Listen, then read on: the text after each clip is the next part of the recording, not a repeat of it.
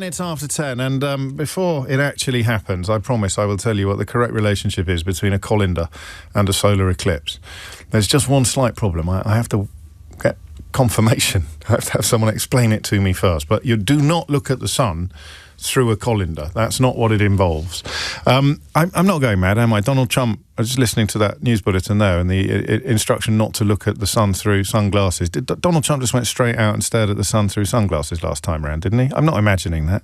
It's so hard sometimes to separate fevered imaginings from actual reality, but I'm fairly confident that happened. And I wonder if it ties in slightly with something that we touched on yesterday. I don't know if you were listening, but we got something right. And I hate that sometimes because if I can't work out what it is that we got right, then it makes it harder for me to come back and try to make lightning strike twice. I have a kind of a simultaneous, it's like two trains running at the same time on parallel tracks. We must talk about climate change a lot more than we do, but we can't because we don't want to talk about climate change more than we do. So it's kind of the nature of this very peculiar job that I do.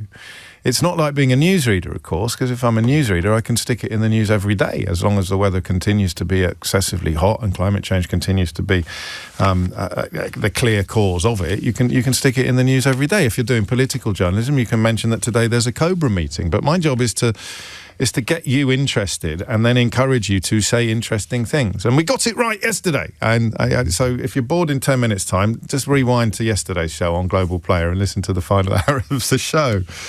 I don't know what we got right, but it had something to do with fear and the acknowledgement of fear. And the reason why I draw Donald Trump into that observation is because I mentioned to you that when the COVID lockdown first started, I found myself nursing very odd feelings about masks. As normally, and for most of COVID, I kind of took the view, better safe than sorry, let's listen to the plurality of experts and let's do what they say. And if it subsequently turns out that we've gone a little bit too far down the path of caution, then it's better than not having gone far enough. I think a lot of people forget that one of the reasons why our lockdowns were so frequent and so long is because Boris Johnson always did it too late. He always did it at the last possible moment, which meant that we ended up needing more of them. And when we had them, they needed to be longer than they would have been if he'd actually acted sooner. I still pretty much subscribe to that school of thought, but I think if it happened again, the argument against closing schools would look a lot stronger than it did last time round. But the masks thing and the relationship between fear and masks was a little bit pathetic on my part. I kind of tried to work out what was going on when I walked around central London and saw men in masks, very few men in masks. And I kind of found myself sort of thinking, God, what a wuss. What a big girl's blouse. I'm not going to wear a mask. I need to show how tough I am. And I wonder if that's why Donald Trump marched out onto the White House lawn or the White House balcony and just stared at the sun with his shades on, because I'm not scared of the sun. I know the sun can't hurt me. I'm not joking. I mean it, because I'm essentially I'm not wearing a mask. A fatal virus that has left thousands dead on its way to this country, that's not going to hurt me. I'm tough. I'm not scared. We're constantly trying to persuade ourselves and therefore others, or others and therefore ourselves, that we are not scared. We are not scared. But I am scared. And I'm more scared, I think, today than I have been at any other point in all of our contemplations and pontifications and conversations about climate change. I don't know why. We tried to work it out yesterday. We'll try again to work it out a little further today. Why this has shifted. Because, I've watched wildfires before, admittedly not in the New Forest, but not that far away from where I sit every day, where I wake up every morning. I've watched flash floods. I've watched terrible impacts in other parts of the world and slightly less terrible impacts in this part of the world. I was really struck by, when I interviewed Ravi Singh from the charity Khalsa Aid, I was really struck by the fact that his charity also, it doesn't just go to places like Ukraine and Kosovo, and places of famine and disaster. It will also send aid to places in this country. The floods, I think, in Somerset were one of their targets, one of the beneficiaries of their work. Because when the unexpected happens, when what insurance companies call, I don't think he was even wearing shades, actually, Donald Trump, when he stared straight at the... So that would really prove my point. I'm not scared. You're never going to fix anything unless you admit that you're scared. Or you can't understand something, can you? Until you've processed the fear? I don't know. But when acts of God happen, Calcerade turn up and start dispensing support and succour and materials that are needed.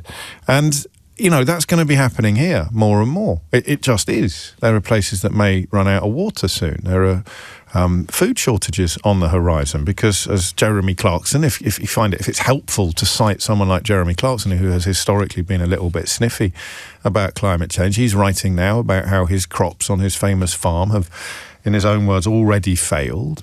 Food chains in this country have already been compromised, of course, by Brexit, although a lot of hard work has been done in trying to fix some of the damage that has done. And we are going to be looking at things we haven't looked at before. We are looking at things we haven't looked at before. And it's the cyclical nature of it that's weirdest, I think. It's the fact that, I don't know what you're like, but you sort of find yourself thinking to yourself, you find yourself thinking, this will soon pass. I think that's a line from the Scottish play. This will soon pass. And you look at the lawns and you look at the grassland, you look at the arid terrain, and you think, this will soon pass. And then it doesn't, or it does very temporarily, and then it comes back round again. So today is going to be right up there with the very hottest days that we have ever seen. Today is going to be like that. Today is going to be one of the absolute humdingers, and tomorrow is going to be even hotter. So it will not soon pass. I think that's where the fear I feel comes from now. I know it's delusional to find yourself thinking, oh, don't worry about it. Things will get better. Or humanity has risen to bigger challenges than this. We can fix this. But I think also you derive comfort because we don't want to be frightened.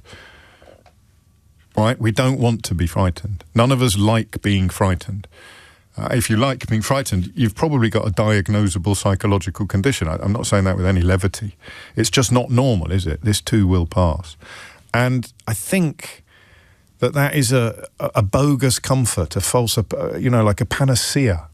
Somewhere inside ourselves, subconsciously, we think this too will pass.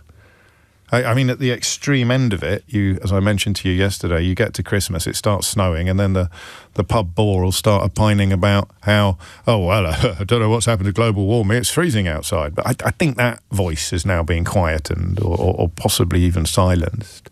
But for the rest of us, the voices that we perhaps listen to in our own heads but never articulate out loud, this too will pass. It won't, will it?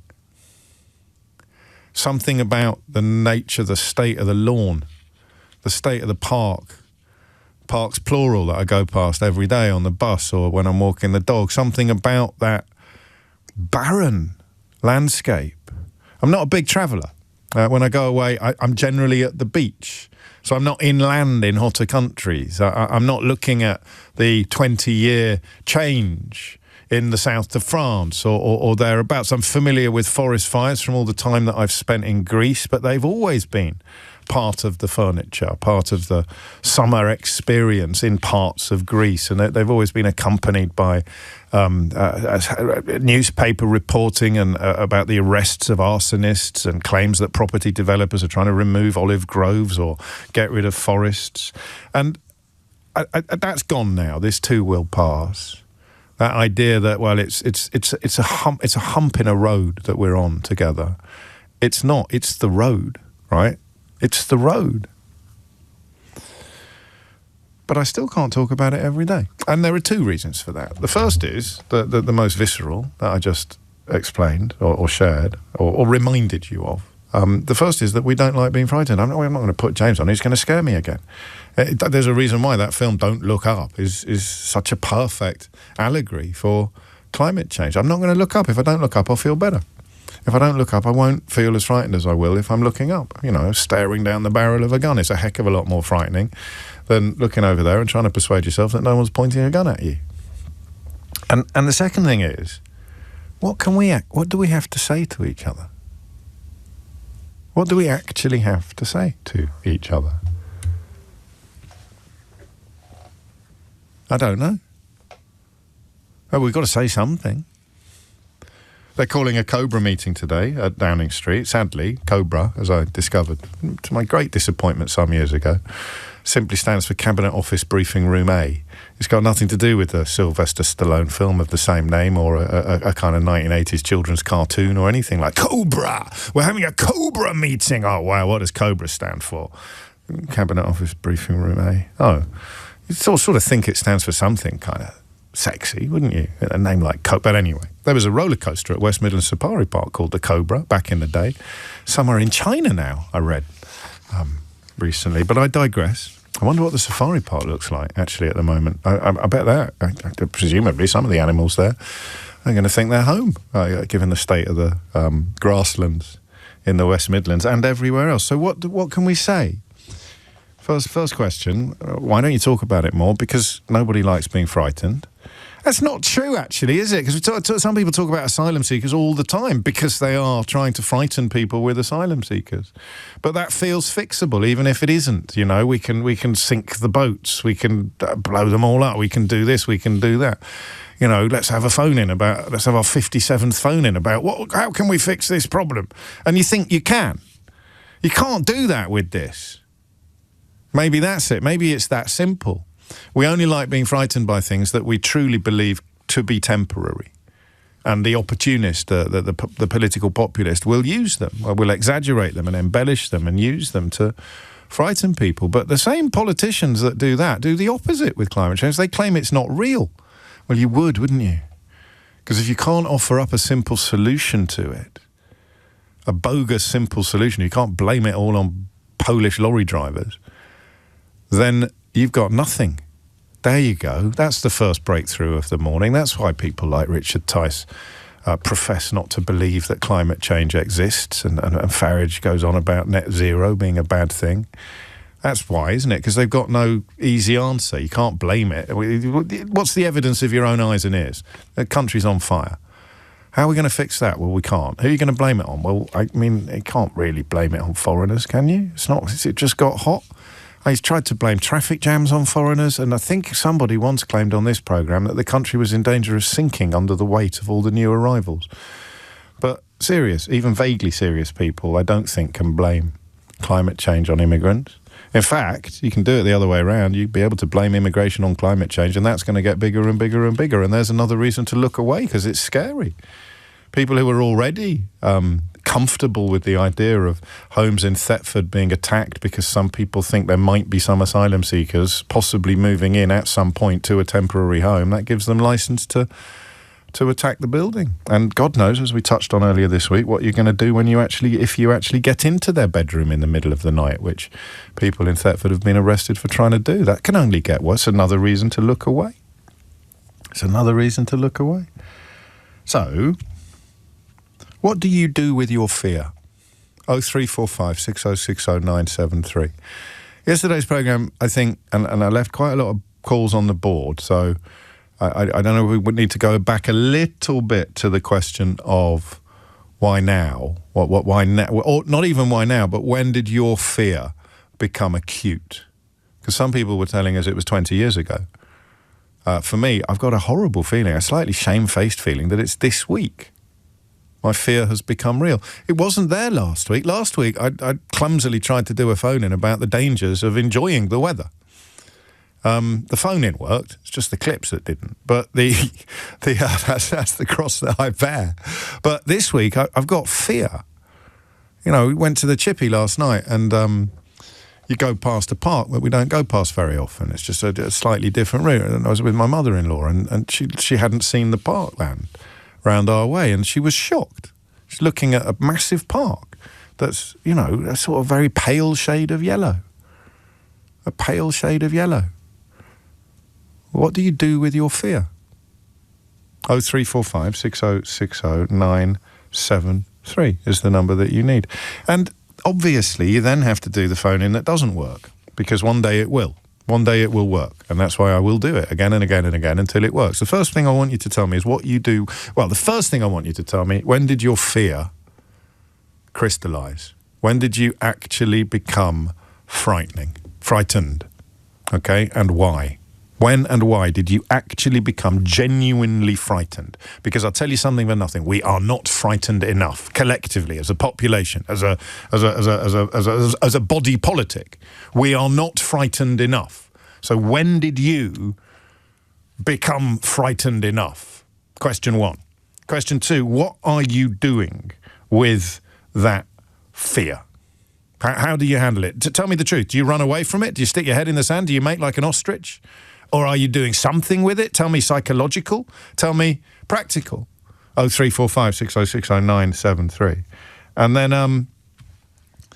then the final question, I suppose, is what on earth can come out of a Cobra meeting today? Genuine question. Think about it. You might be more clued up on this stuff than I am. Andy Burnham, he's had quite a good start. This is his trickiest week yet. It's going to get trickier. Climate change is not something that he's been hit over the head with, probably because, as Steve points out, we're not calling it immigrant weather. Start calling it immigrant weather, coming over here and ruining our lives, and you might be able to persuade the political class in this country to do something about it, or at least to talk about it more. Bloody immigrant weather, coming over here, setting fire to our forests. It's terrible, flipping immigrant weather. Why can't we go back to good old British weather? That's what we want, good old British weather. But that's not going to happen. So what could come out of a Cobra meeting? What could genuinely be announced by a Prime Minister tomorrow that would make you marginally less frightened? Right, 3 questions for you. 0345 6060 973. James O'Brien on LBC. Of course, Cobra today isn't going to be about how to combat climate change. I am aware of that, but thank you to Nick and others for reminding me. It's going to be about how you cope with the consequences. It's that funny. Chicken and egg, right? But we're only looking at the egg. Or the chicken, whichever came first. Which did come first, Keith? 0345 6060 973. The chicken or the egg. Don't ring. I need my phone lines. Don't be silly. It's going to be looking at things like food chains, food supply chains and water supply, and the things that the government is going to have to step in to try to do or alleviate or fix or prevent as a consequence of climate change that, what do you reckon, 20, 30% of our political class still denies the reality of, still denies the scientific reality of. So I still leave the question on the board. So you can have the theoretical Cobra or the actual Cobra. What do you want them to do in your world? If you're a farmer, what can the government do to help? If you're worried about food reaching supermarkets, if you're worried about what's going to be pulled out of the ground on your farm today, what can the government do to help? But also, if they were going to announce meaningful policies on the big picture of climate change, what would those policies be?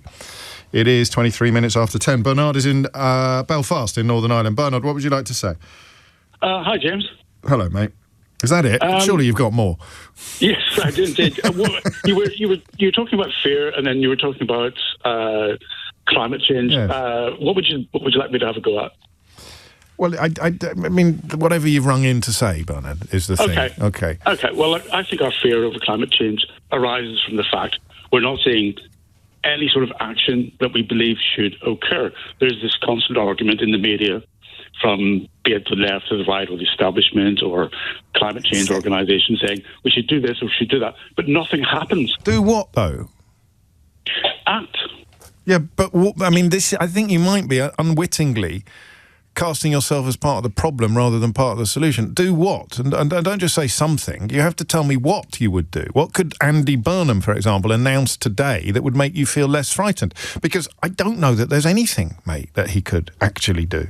Well, I would ask him to listen to the best scientific interests we have. You're proving my point. Your point being? You don't know. Well, of course I don't know. I'm a layperson. Yeah, well, so who does know? Expert. Yeah, but what do they say? Well, this is the thing. You see, traditionally we have... This is why it's frightening. This is why it's frightening, because nobody knows what we could do. You can make massive sweeping statements about the necessity of weaning ourselves off fossil fuel, but Andy Burnham can't do that tomorrow. There's nothing any politician can do today or tomorrow that will make you or me or anyone listening to this programme feel less frightened of the future. Yes. So they won't do anything. They won't. It's like psychology. No, I believe there are actions that can be taken, and it would be to listen purely to the scientific interest and not to media interests that are led by political,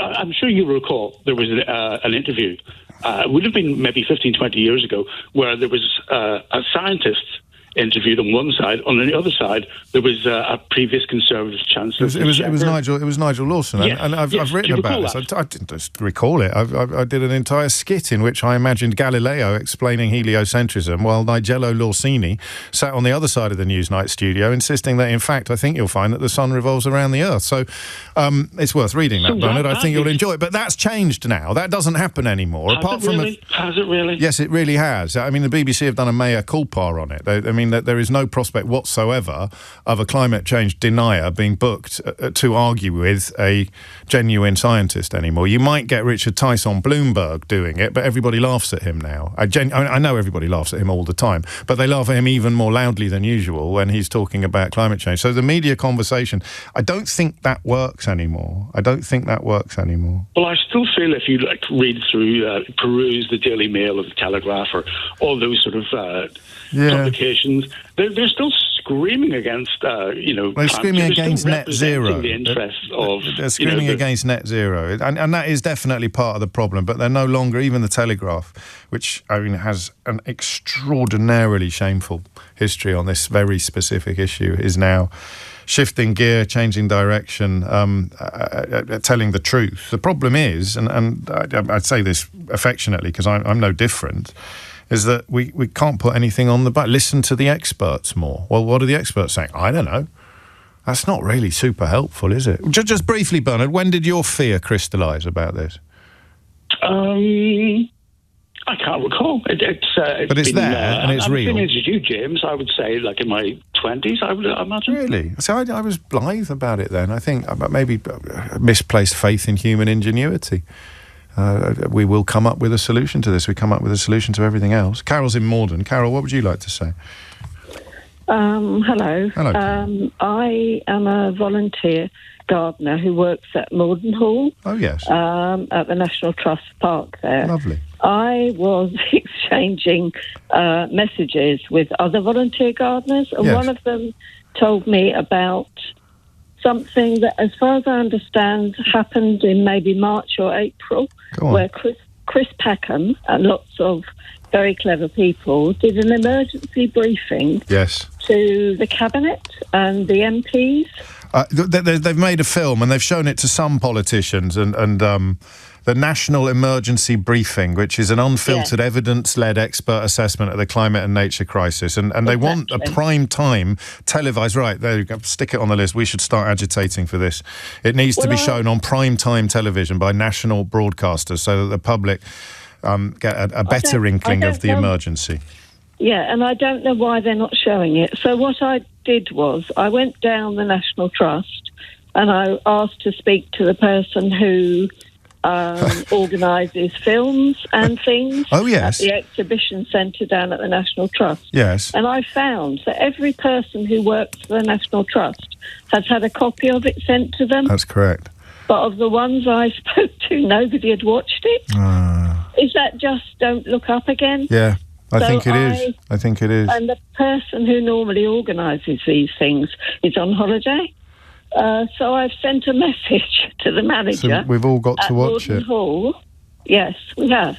And I haven't even seen it yet, but I sent a message to the manager to ask her to arrange for it to be screened every day in the exhibition centre room they've got there. And then everyone who comes to the park can be encouraged to look at it. What a brilliant idea. The more people who look at it, the more positive impact it will have. And people will get fed up. Sorry. So that's your fear there coming to the surface. And how long has that fear been? You don't have to stay on the line, Carol, if you don't want to. But if you do want to, I wonder if you could tell me how long that fear has felt as urgent and as real as it just does in this moment. This summer. Just this summer. Well, this summer's been that much worse. And there are still people walking around saying how nice it is to have such a good summer. Yeah. I want to scream. And it is just, I mean, being a gardener, you're a little bit closer to the impact on vegetation and plant life than the rest of us. I'm very lucky. I've still got a hose pipe. I haven't got a ban. And I look after my garden. My garden is still relatively green. Yes. And I have birds and animals and God knows what else coming in. I feed a fox. I'm concerned about the world, but so many people aren't. And so many people aren't. And that is why you've just done a great service, Carol, because that film, the National Emergency Briefing, is something that will, I think, put more people in the position that you find yourself in. And without that fear that you articulate very, very powerfully, Carol, I really do mean that, then you do not have the appetite for change. You do not have the urgency. You need the fear to feed the urgency and the urgency to feed the change. You can find screenings of this film, by the way. If you go to the website nebriefing.org, just Google National Emergency Briefing, you can find out how you could yourself host a screening, which is, of course, what Carol is intending to encourage the National Trust to do. And you can just enter your postcode to find out where the next screening is near you. But again, we are a lot more likely... Can I just check in on Carol? Is she still there? Are you all right, Carol? I'm still here, Are you okay? I've managed to calm down. Sorry, Good. I do cry a lot. That's all right. So do I, actually. But you're going to be okay. You're going to have a nice cup of tea. Yeah, I'm fine. Thank all right, you. mate. Well, thanks. Thank you for being concerned. Well, thank you for reminding us so powerfully why we all should be. The problem is, of course, that the people most likely to watch this film are possibly the people who least need to. And that, in a way, is a conundrum at the very heart of climate crisis conversation, isn't it? Here's Dominic Ellis with your headlines. James O'Brien on LBC. It's 10:34 and you're listening to James O'Brien on LBC. We're talking about fear. I'm not sure anyone will articulate it quite as purely as Carol did just a moment ago. It is this summer that has brought her to this grim realisation of just how desperate things are and constructive ideas. There is a magnificent initiative called the National Emergency Briefing, which is a UK initiative focused on delivering an unfiltered, evidence-led expert assessment of the climate and nature crisis. And they've made a film that you can watch. Just Google emergency briefing, actually, and you'll find out everything you need to know about that. But again, the people who perhaps would benefit most from watching it are the people least likely to. And yet everyone eventually will feel fear. What you do with that fear, of course, is not easily predictable. Most of us run away from fear or hide from fear or deny fear. Most of us make like an ostrich when we are frightened or try, this is my sort of psychological makeup, try to persuade ourselves that we're not, with degrees of success. You know, there's nothing to be frightened of. It's like when you're rationalising a child or trying to rationalise with a child who's frightened of the dark or a monster under the bed. There's nothing there. You can maybe make some progress, but when it is there and it is real and it is huge, what do you do with your fear? 0345 60 60973. Matt doesn't like this question. Matt's been in touch to say, I love you, James, but your main question today is absurd. Hopefully the next hour is better. So that allows me, I think, to read out this from Pamela, who says, what a beautiful human being you are, James. I'd marry you tomorrow, and I'm gay. So there you go. That's what I'm putting up with here. These are the crosses that I bear, the full gamut of human reactions. So, I mean, there are two other questions, Matt, to be fair. It's not just what are you going to do with your fear, but it's what can a government do? And that can be either tomorrow or long term. And Cobra meeting at Downing Street to discuss the extreme weather. What can they actually come out and do? Here's a question. What do you want them to do? And it can be really specific to your world. Ideally, if you're a farmer and you want them to come out and do something quite big and significant and substantive, you're going to be marginally more interesting than if you're a milkman and you want them to provide air conditioning on your float. But you see what I mean. What can the government do? 0345 60 60973 is the number you need. It's 10:37. Phil's in Widnes. Phil, what would you like to say? Good morning. Hello, Phil. Good morning. My fear started when, I'd say about 20 years ago, when my children were born. Oh, yeah. Because I work in the water industry, both for water authorities and the Environment Agency and the flood defences. The problem is we're not managing water properly anymore, and things are not built to take the current climate, which is more water in a shorter period of time. So the flood defences that were currently built cannot take them anymore, and the water system itself is not got the capacity to be able to deal with it. So we're going to get floods, and then when we get weather like this, we'll be in drought because we've not stored that water. It's been lost. So that's counterintuitive, isn't it, almost? It is, but that's the trouble. People don't see it that way. I know. And that's what I mean by counterintuitive. How can we have floods and have heat waves? That doesn't make any sense. Surely the floods are welcome because they'll make up for all the things that happened when we didn't have any rain. Do you see what I mean? You know. I do. I get exactly what you mean. And progressively over the last 20 years, the more and more I've been involved, the worse it's got. And the point I want to try and make is we talk about, coastal erosion and leaving... Yes. Communities to move away because they're going to fall into the sea. That's going to start happening inland soon because the floods are going to be that flashy. They were floods upstream on a river. Flashy floods. Floody flashes. And areas of inland around the river, which used to be the best places to be, will no longer be them places anymore. And the people need to start thinking about that because they'll have to leave them areas. And you will start moving up the hill, and the property prices will reflect it, or moving up the country, moving further north as well. And would everybody in your line of work concur about this, or do you have to deal with naysayers as well? I think a lot of the people who are thinking about the long term concur. And yes, there are plans going on, but what it's going to take, James, is investment, and people will have to pay more for that investment, meaning me and you as a taxpayer. Yes. And I don't think that message is well received. Well, it never is it? Because it's that thing that so many of our conversations come back to, although rarely as urgently as this one, where we need to spend some money today to save an absolute fortune, or our lives, or at least the quality of our lives, tomorrow. You spend the money today and you get political opposition to it because you somehow can't... You can't sell people tomorrow, can you? You can only really sell them today. I'll make you better off today. I can't really sell the idea that if you give me your money today, then a month from now or 10 years from now, then you'll thank me for it. We're not very good at that. The parliamentary system doesn't help either. No, it really doesn't. It's short-term, 5 years, and this is going to be the next 10, 20, 30, and we need intermittent stages, a plan now, reach them goals in 10 years, then 20 years and 30, but you can't do that if a new government comes in and goes, I'm not interested Some of them are still campaigning on turning things backwards. I mean, there's 50 scientists today have written to all of us really, about net zero and saying, about these new oil fields that Andy Burnham is reportedly considering, and just saying we will be burning more fossil fuel. And until everybody agrees that is the country, the planet's top priority, then we're going to carry on the downward trajectory that we're on. In terms of water, I'll say stupid things and you mark them out of 10, all right? Okay. So we need to build loads more reservoirs. 10. Oh, right. Well, I think I'll quit while I'm ahead, if that's all right with you, Phil. Have a great day. So there's something. And, of course, it's very expensive. And you can't really sell it to people unless their taps have run dry as something that's going to improve their life. But it is climate change. It's not just... extreme weather doesn't just mean extreme heat. It can be, as Phil said, 3 months' worth of rainwater coming down in 2 days. We can't cope with that. Our sewers are Victorian, for a start. And that's what Cobra needs. What would Andy Burnham do? What would you do if you were Andy Burnham?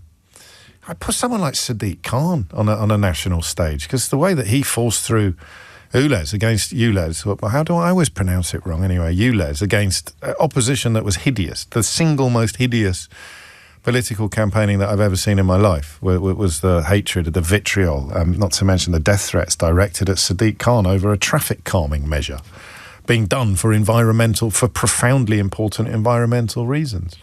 Someone like that maybe could steer very difficult legislation through Parliament, but as Phil reminds us, you'd need some sort of guarantee that the next lot to get in wouldn't try to undo it or make political capital out of it. What's the last thing? Is it the Ukrainian refugee crisis?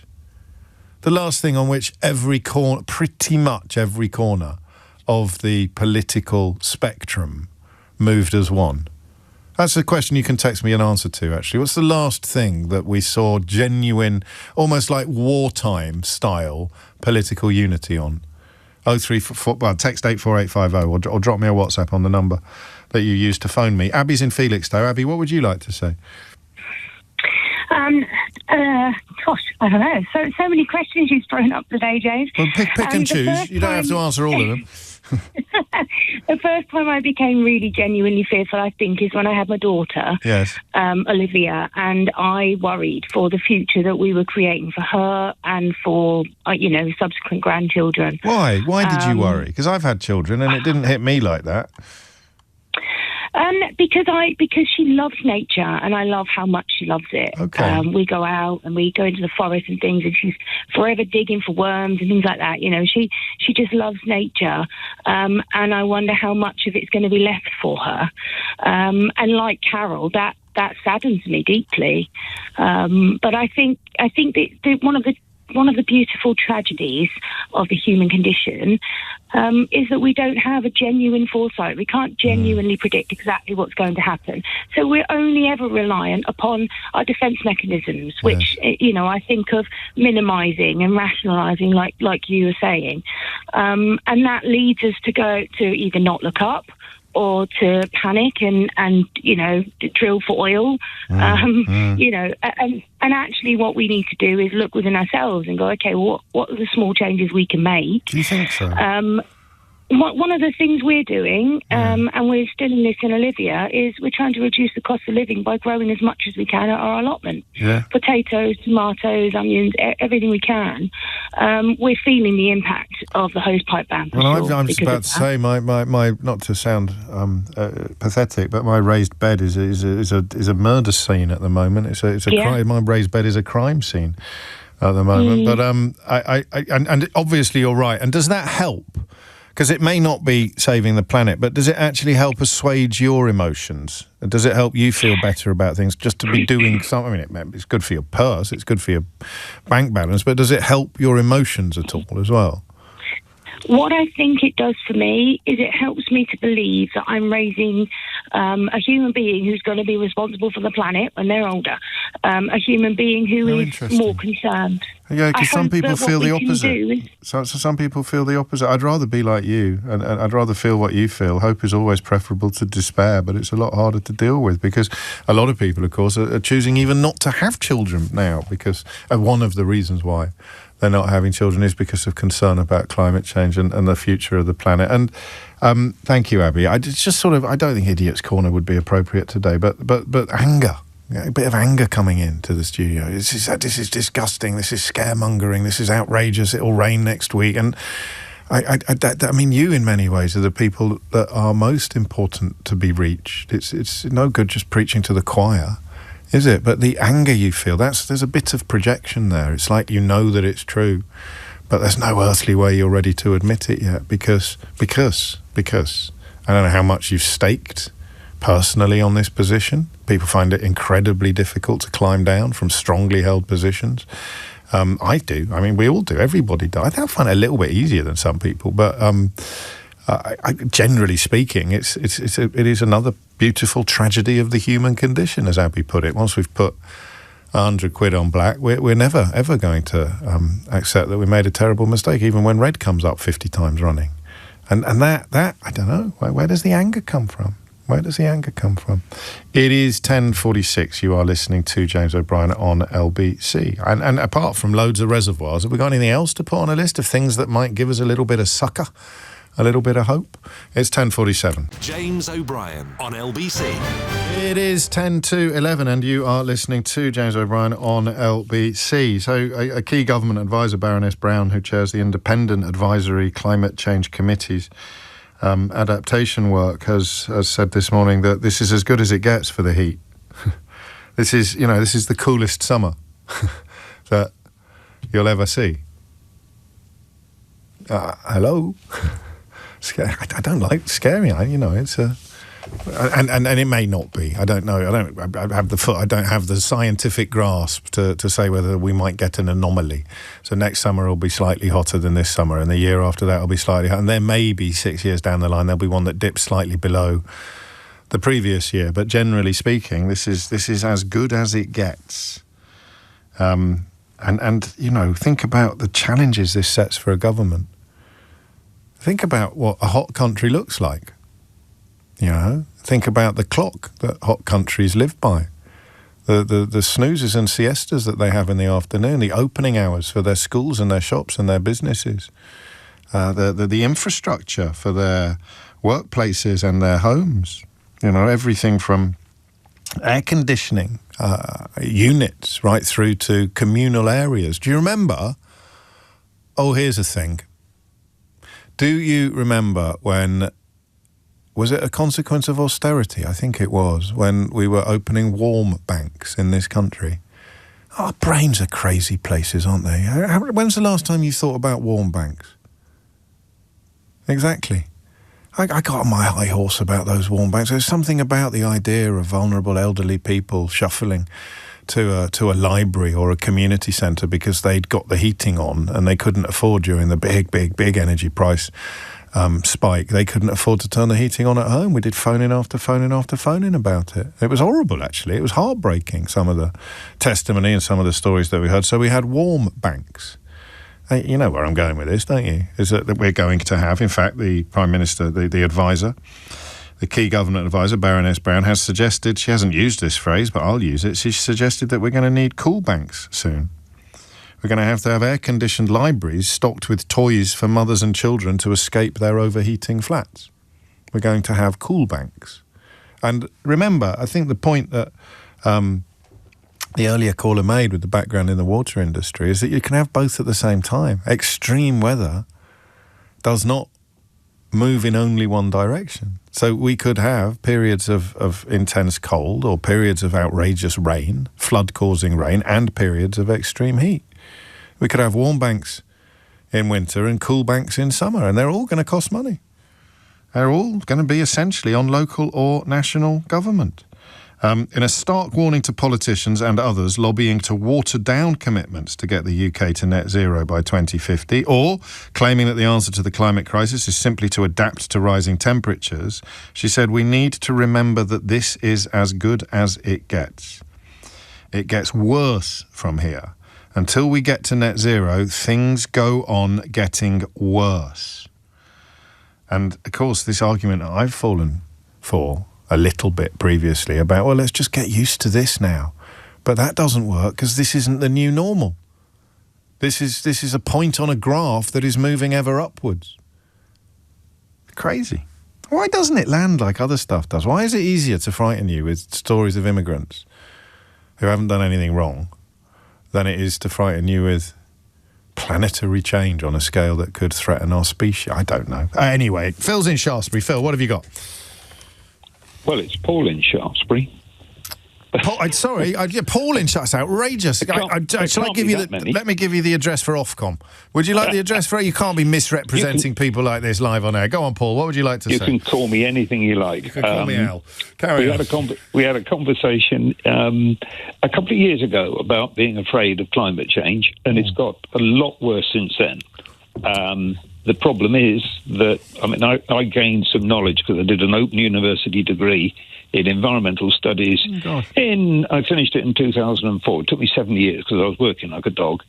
At that point, I realised, having seen the graphs and the way the heat was going to continue in asymptotic fashion with time. What word is that? Asymptotic. Go on. It's an asymptotic curve, which means basically it never reaches the final point. It goes up and up and up and up and up in a never-increasing fashion. Oh, I like that. That's today's word of the day, isn't it? Has it got an I or a Y in it? Y. So sin as it's in... It's ideal for Scrabble. Yeah, flipping is, isn't it? Are you syntonic? Asymptotic. No. Oh, crap, we're going to be here all day. I'm sorry. Right, hang on, stay there, Paul. Talk among yourselves. Can you spell it out for me properly? A? Oh, God, no, I can't spell. That's true. Asymptotic. It's got a P in it as well. Yes, asymp. T-O-T-I-C. A value or curve approaches a line or target number closer and closer as it goes on towards infinity, but it never truly touches or reaches it. That's it. Oh, You should have I couldn't do that joke there because I couldn't say the word right. I was going to go, asymptotic. Why didn't you say so? But I blew it. Phil. Sorry, Paul. Carry on. So where were we? Anyway, you're looking at this curve.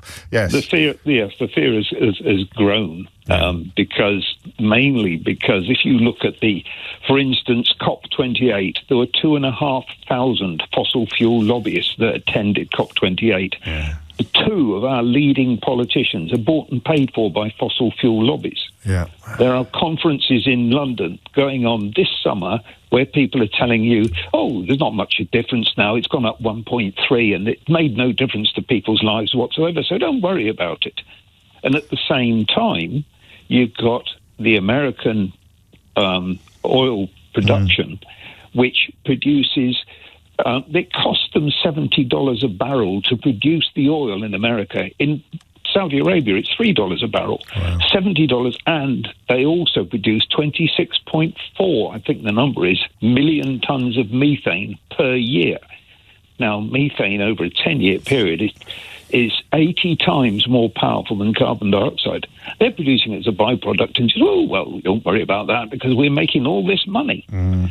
And to try and reason or argue against this huge wall of wealth and power is unbelievable. And of course, Kimmy had enough is saying to her people that, anybody who dares to suggest net zero, we won't allow you to be in the party. So now she's narrowing the gates quite considerably.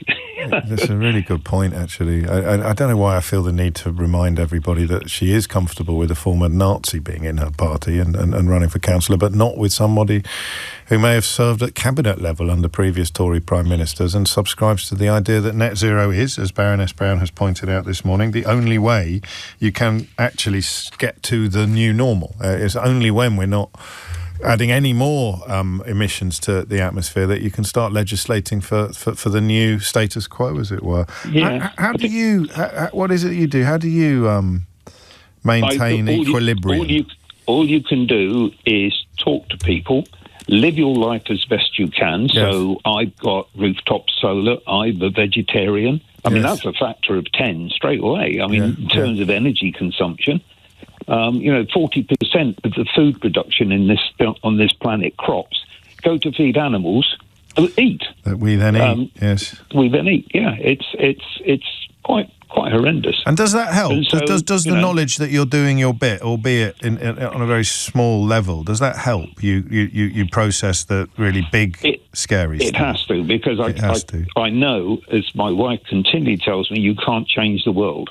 And you can't change the world. For instance, I've got an electric car. I've been using my electric car to ferry people who go to medical appointments and so forth. That means that I'm taking my vehicle rather than somebody who's burning petrol. So it's a little tiny bit. And lots of little tiny bits. Well, we're a weird old species, aren't we? And it doesn't have to fit all the laws of logic to be of comfort to you, but it just needs to fit yours. It needs to fit you. You're an inspiring man, Paul. I apologise for calling you Phil. It is 10:59 and you are listening to James O'Brien on LBC. Then again, got to the end of a conversation about climate change with quite a few people still waiting to contribute. So I'll take that to the bank with your permission and hopefully use it as a way of mustering up a little bit more confidence to return to this subject more than I otherwise would do. And of course, the other thing is that what do we do in October and November? Because we can't really feel the same things that we're feeling now as we would then. Up next, asylum seekers in middle-class areas. James O'Brien on LBC. It's 3 minutes after 11. You're listening to James O'Brien on LBC. The story, as is often the case, isn't quite what the headlines suggest. So, wealthy areas must share the asylum burden, PM insists, may reach your ears as Andy Burnham saying we need to open more asylum accommodation in middle-class areas. And he's kind of saying that, but it's not a policy announcement. What has happened is that a little village in Oxfordshire has responded to plans to accommodate 1,250 people on their outskirts, presumably in a former military installation. Bicester is probably the nearest place that you've heard of, unless you're familiar with that part of Oxfordshire, and Piddington holds a special place in your heart. So they've responded to this by having a sort of referendum on leaving the United Kingdom in protest against the potential use of a former military site in Bicester. And when you hear the parish council chairman, who was talking to LBC actually when he said this, he's not actually demonising or othering anybody. He's simply, as I would say, counting. To have 1,250 people brought into an environment where there's 350 people would be like adding 32 million people into London, as an example, overnight. So Andy Burnham responded to questions about this by doing what he's doing at the moment, and it's succeeding for now, but it's not an indefinite tactic unless the words are followed by actions. He says, I'm prepared always to listen to people. It's obviously going to be challenging, but I'm prepared always to listen to people. And then he simply added, I do have to say, we cannot have a situation where it's only the poorest communities that receive all of the dispersal of refugees and asylum seekers. I do believe all parts of the country need to play their part. At which point Congo Chris Philp starts jumping up and down and insisting that no, we don't, we just need to get rid of all of them. Maybe I'm misrepresenting him. Let's have a look at what he actually said. Andy Burnham just doesn't get it. We shouldn't be housing illegal immigrants anywhere, wealthy or not. Illegal immigrants should all be deported within a week of arrival. And we're back to the definition of an illegal immigrant. So a genuine asylum seeker, the most deserving refugee on the planet, the person that even I don't know, Enoch Powell would agree deserves to be provided with shelter, support and a new life in this country, would be an illegal immigrant. Because you can't apply for asylum until you're on British soil, and you can't get to British soil via any safe or legal routes if you hail from the massive majority of countries in crisis, or countries where you're likely to be persecuted for your sexuality or your political belief or whatever it may be. And listen, I absolutely know that there are people who seek asylum who are not acting in good faith. You have to be able to have conversations about this kind of thing without constantly marking your own homework or being accused of ignoring things. Of course, as in any area of life, whether you're talking about FTSE 100 chief executives or welfare claimants, there'll be some wrong-uns. That there just will. That's the way it goes. Quite who deserves to get their house attacked in the middle of the night by a rampaging mob for the sin of perhaps being foreign? Well, that's for the people of Thetford to decide. And not just Thetford, of course. We've seen it in Belfast, we've seen it, I think, in Southampton, but we've certainly seen a hell of a lot more of it than we have in previous years. Do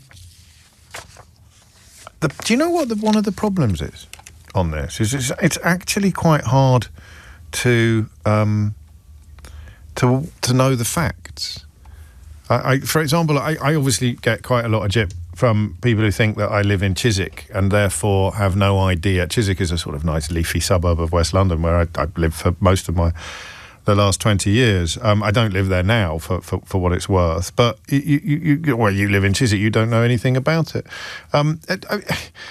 And then you sort of try to find out more about what's going on, because you think, well, hang on, that building over there, that surely those are asylum seekers, and so all you can do is look stuff up, because they can't be publishing the addresses, because if they did, Stephen Yaxley Lennon would be sticking them on Twitter, and Elon Musk would be encouraging people or allowing other people to encourage others to go around and set fire to them. And of course, if you did go on Twitter to encourage other people to go around and set fire to an accommodation for asylum seekers, you could be invited onto stage at the Reform UK annual conference and greeted as some sort of conquering heroine. I'm not even joking. Isn't that nuts that I say all of that and it sounds like a routine? And it's just not. It's a description of British politics in 2026. You go on Twitter, encourage people, be amplified by Elon Musk, possibly even get his approval, and call for people who've done absolutely nothing wrong to be set on fire. And then Nigel Farage will greet you like a conquering heroine on stage at his own party conference. So you look for what you've got. And you learn. I've obviously done this before, and AI is not completely reliable. Chiswick has been used by the Home Office and private providers for temporary contingency accommodation, specifically utilising local hotels to house vulnerable asylum-seeking families and individuals. I know that's true because I have some friends who are part of the community support networks and regional advocacy groups that work in this field. And there was a temptation at one point to tell you exactly how far from my front door a hotel housing asylum seekers was. But just in the nick of time, this is going back 2 or 3 years, no longer, because I was in Chiswick at the time, this is going back about 5 years, I caught myself because I would be painting a target on the door of that hotel. This was before we'd actually seen pogroms on the streets of Britain, as we have in the last couple of years. But still, you can't tell anybody responding to this Andy Burnham story angrily. You can't say, "Oh, look, there's already hotels, hotels in middle-class areas." It doesn't get much more middle-class than flipping Chiswick. Hotels in middle-class areas where people are being housed. And listen, the hotels are more likely to contain families, pregnant women, unaccompanied minors, the kind of people that Honest Bob Jenrick doesn't think should be able to look at cartoons of Disney characters, the unaccompanied minors who've come here. And then there are lots of others as well, right across West London. You can tell how much integration, accommodation there is by looking at what charities are doing. You can't really track what the Home Office is doing, but the Refugees Welcome Hounslow was started by residents of Chiswick, helping refugee and asylum-seeking families integrate into the wider borough, not just Chiswick, but the whole of Hounslow. You've got West London Welcome, you've got Refugees at Home, and then you've got on the local websites an asylum seeker hostel planned for a certain area, and of course there'll be objectors in their droves on proposals like that, because some people think that the numbers will be too much. You can't really argue that in a very populous part of West London in the same way that you can in a village like Piddington, but you will also have people who have been very successfully persuaded that all of these human beings are scumbags. And it's HMOs that are the next target. So an HMO, very simply, is a house of multiple occupation. Almost all of us have lived in some form of HMO at some point. Probably when you were a student or when you were a young worker, just when you first left home. You didn't move into a flat on your own. You may not have known everybody that you were sharing a house with. I don't know what the exactly technical point is, whether or not you need to have your own cooking facilities or locks on your door, but it is now being demonised. It is now being completely, obviously, demonised. And Andy Burnham has said that wealthier areas need to share the asylum burden in ways that I suspect they already are. I know the ways that I suspect they already are. 12 minutes after 11 is the time. I don't know where... I mean, this is mad, right? This conversation. Have you noticed yet how mad it is? Because you can't have a conversation about the accommodation of asylum seekers in very specific areas without giving addresses to rioters, giving addresses to people who are literally perpetrating pogroms on our streets. There were 3 nights in Norfolk last week that can be fairly, dictionary definition, described as pogroms. We talked about that. We wondered what you would have to do to have a violent mob baying for your blood outside your home and trying to get in. It was insisted, it was apparently important that we needed to stop hotels being used, former hotels, repurposed hotels being used, because Nigel Farage and others had successfully created a mythology around that. So it was as if asylum seekers were spending their time in the kind of exactly the same circumstances that you would enjoy when you went on holiday. And of course, some hotels, particularly on the edges of towns, people could remember going there for a carvery on a Sunday or remember going there for a wedding reception, and no one bothered to explain to them it's a very different place now. It's not going to have room service. You're not going to be able to, not on what the money the Home Office pays, you're not going to be able to enjoy the same experience that a tourist or a holidaymaker might have enjoyed before the hotel was repurposed. But nobody told you that. Nobody told you that. And then you've got this, I think, I don't really like the phrase legitimate concerns because it has been hijacked by people with very illegitimate concerns, but you can't really argue with numbers. I say that to you often. So in order to assuage the misgivings about people who are being put up in hotels, this government and the last government have sought alternative accommodations, which means former military sites. And former military sites cause this issue in Oxfordshire and also explain some of the background to the events in Thetford, because it's not just the houses of multiple occupation that came under attack, but it's also the background of a former RAF site called Barham, which is going to be used to house large numbers of asylum seekers. And because they are less likely to be in families or be vulnerable or be unaccompanied children, there will be a preponderance, in fact, I think probably an entirety of men who you can, depending on your politics or your proclivities, you can either describe as working age, which is relevant to our economic situation, or fighting age, which is not, but is obviously an incredibly emotive way of describing people that are being moved into a massive facility 1.5 miles up the road. It is 11:15, and I want to know, I mean, I think you've got two choices here. You can either be Congo Chris Philp and pretend that you weren't a minister in the last government and pretend that there is a sort of mythical answer to this problem, which you can do in opposition. Well, I'd fix it. I'd just get rid of the problem. You can do that in opposition. You can't do that in power. What I think is hideous about people like Honest Bob Jenrick and Congo Chris Philp is that they know this. And they know it because we've watched them do the job. That's so disingenuous, isn't it? We've watched them do the job.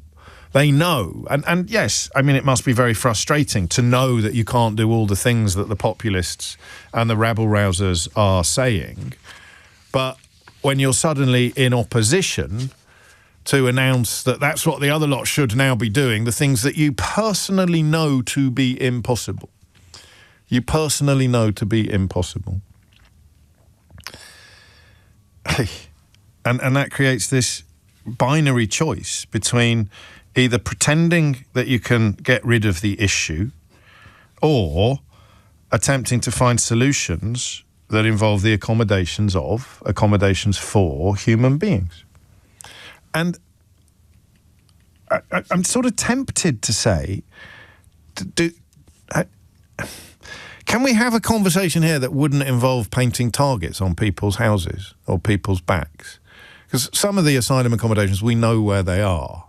Is Epping a nice part of town? I've always thought Epping was all right, wasn't it? And that of course, was the big focus of protest last summer. I'm in Brentford now, further west than Chiswick, less leafy, although it is undergoing a process of gentrification. We've definitely got asylum seekers housed in Brentford. Gary Lineker opened his home to refugees, which of course didn't do a single thing to silence all the people who shout at the top of their voices, "Why don't you open your home to a refugee?" He did. On more than one occasion, I'm sure he doesn't mind me telling you. And that all speaks to an acknowledgement of a genuine issue. So politics is split now between, here is an issue. I'm not going to say a problem. I'm going to say, here is an issue.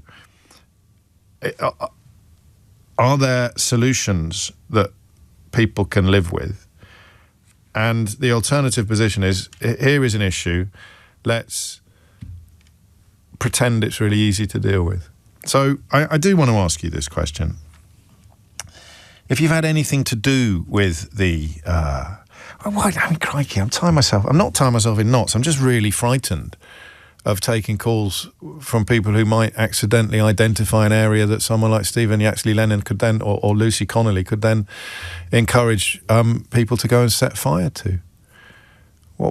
Should I just say what's going on in your community? Well, number one, are we sure that so-called wealthier areas are not already housing asylum seekers? I think that, right, there's my put it to you that they already are. All right, 0345 6060 973 is the number that you need. But the second bit of the conversation becomes about your involvement in this world. So you work for a charity, you work for a company, you know where people are being put, and you can tell me that it's quite different from the pictures that are being painted by many politicians and in our media. So do we need to... Well, yeah, let's do a classic phone-in as well. Do we need to move more asylum seekers into wealthier areas? Would that help? Because I'll tell you something for nothing. Give it 5 minutes, and Farage will be encouraging people who don't live in very nice areas to be up in arms about the fact that the asylum seekers have been put in leafier suburbs than they live in. So is there something going on here that is interesting? Is the suggestion that wealthy areas should house more asylum seekers a reflection of reality, and a reflection of something you consider to be desirable? And yeah, I am going to ask you, are asylum seekers housed near you? Right? And if so, what's it like? I think that's an important question to ask. I reserve the right to change my mind, but I think that's an important question to ask. I know where they were, I don't know if they still are or not, when I lived in Chiswick, and it had no negative impact whatsoever upon the local surroundings. But if there'd been 2,000 people all availing themselves of the same facilities, I'd probably feel a little differently. But is it working where you are? 0345 6060 973. Because I got a horrible feeling that the determination to shift people out of hotels is actually going to cause more problems than it solves. You can integrate the population of a hotel in a way that I don't think you can integrate the population of an airfield, not least because airfields are going to be away from the most built-up areas. 0345 6060 973 is the number you need. So, I mean, Dave, I'll read this out, Dave, because I'm sure you're a good bloke and your mum loves you. Just watch you U-turn on migrants if they start staying in leafy Chiswick near your daughters. Mate, just use rewind. I don't live in Chiswick anymore. When I did, there were asylum seekers housed there, and I've moved to an area where there are more of them than there were where I lived before. But you're not talking about real people. You're talking about either rare examples of bad behaviour that you use to malign an entire demographic, or you're just making stuff up. But I still love you, mate. Seriously, hang in there. It's 11:21. James O'Brien on LBC. 11:23 is the time. What is, if you like, the reality of where you are? And the other thing I found when I was looking into this last time, or a few times ago, was a horrible report from Hounslow Borough. I should tell you that that's where I've lived now for the best part of 20 years. Into what the reality of life was for these people being housed in the borough of Hounslow. And you sort of find yourself wondering what the reality is. So that's what I'm asking you. 0345 6060 973. What is your personal experience of housing asylum seekers? And should the people who are terrorised and scared and angry about it be as scared or as angry as they currently are? Because loads and loads of people are encouraging them to be violently angry. I just want to know whether or not that is your experience. Sarah is in Sevenoaks. Sarah, what would you like to say? Hello, James. Great to talk to you again. Thank you. So obviously Sevenoaks is an affluent area. You say obviously. I mean, I do this for a living. I know people from Sevenoaks, and they're very la-di-da, but not everyone will know. It's not obvious to everyone, is it? Okay, sorry. Sevenoaks is a very affluent area. Yes, it is. It's grammar school country as well, isn't it? So everyone's piled in there to buy expensive houses and get their children a private quality education for free. Well, this is the thing, isn't it? I mean, so we do have a charity. I'm not involved, but we have a charity for housing refugees. People often donate furniture and stuff to help this charity out. They're a very good charity. So yeah, we do have refugees in the area, but the main problem will be, and there's two things I want to point out here. There will be massive complaints, especially from the most affluent, because of house prices. This is what I honestly believe. So as in an asylum hostel or an asylum accommodation will bring down house prices? 100%, I think so. I think that will be the main complaint. Also, I live in North Sevenoaks, which is still very, expensive area to live in, yes. But there's more council housing, etc. I think we're already having loads of development planning putting in place in this part of Sevenoaks, obviously because it is less affluent. And I think it will be put into areas that are already overcrowded and already going under major development. So, well, there's two things going on here as well, isn't there? Because if let's say half a dozen asylum seekers got moved into a house in a fancy part of Sevenoaks, then maybe it would have an impact on house prices. I'm not so sure about that, but certainly effort would be put into claiming that the neighbourhood had gone down the toilet as a consequence. 100%, we know that. it would. But equally, wouldn't the same people who complained about the so-called hotels then be jumping up and down saying, why on earth are they being housed in a house that's more expensive? I mean, you'd appeal to a certain type of voter by saying they're in a nicer house than you are. Yeah, and I live in the town, so we were more liberal voted with them. There are areas that will definitely go on the Nigel Farage kind of, rhetoric. But I do believe that everyone should take their fair share and as a country, support each other.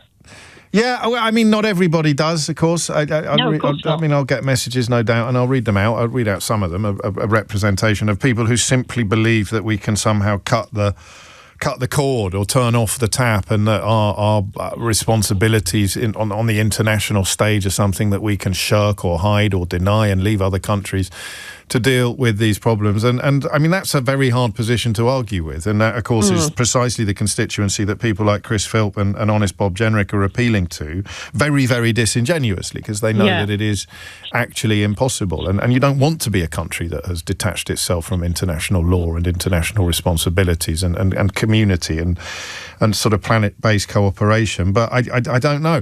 I think, Sarah, for what it's worth, and this thought is crystallising as this conversation continues, I think we're going to look back and think it was a mistake to make such a fuss about the hotels, because the other facilities are going to involve much bigger concentrations of people.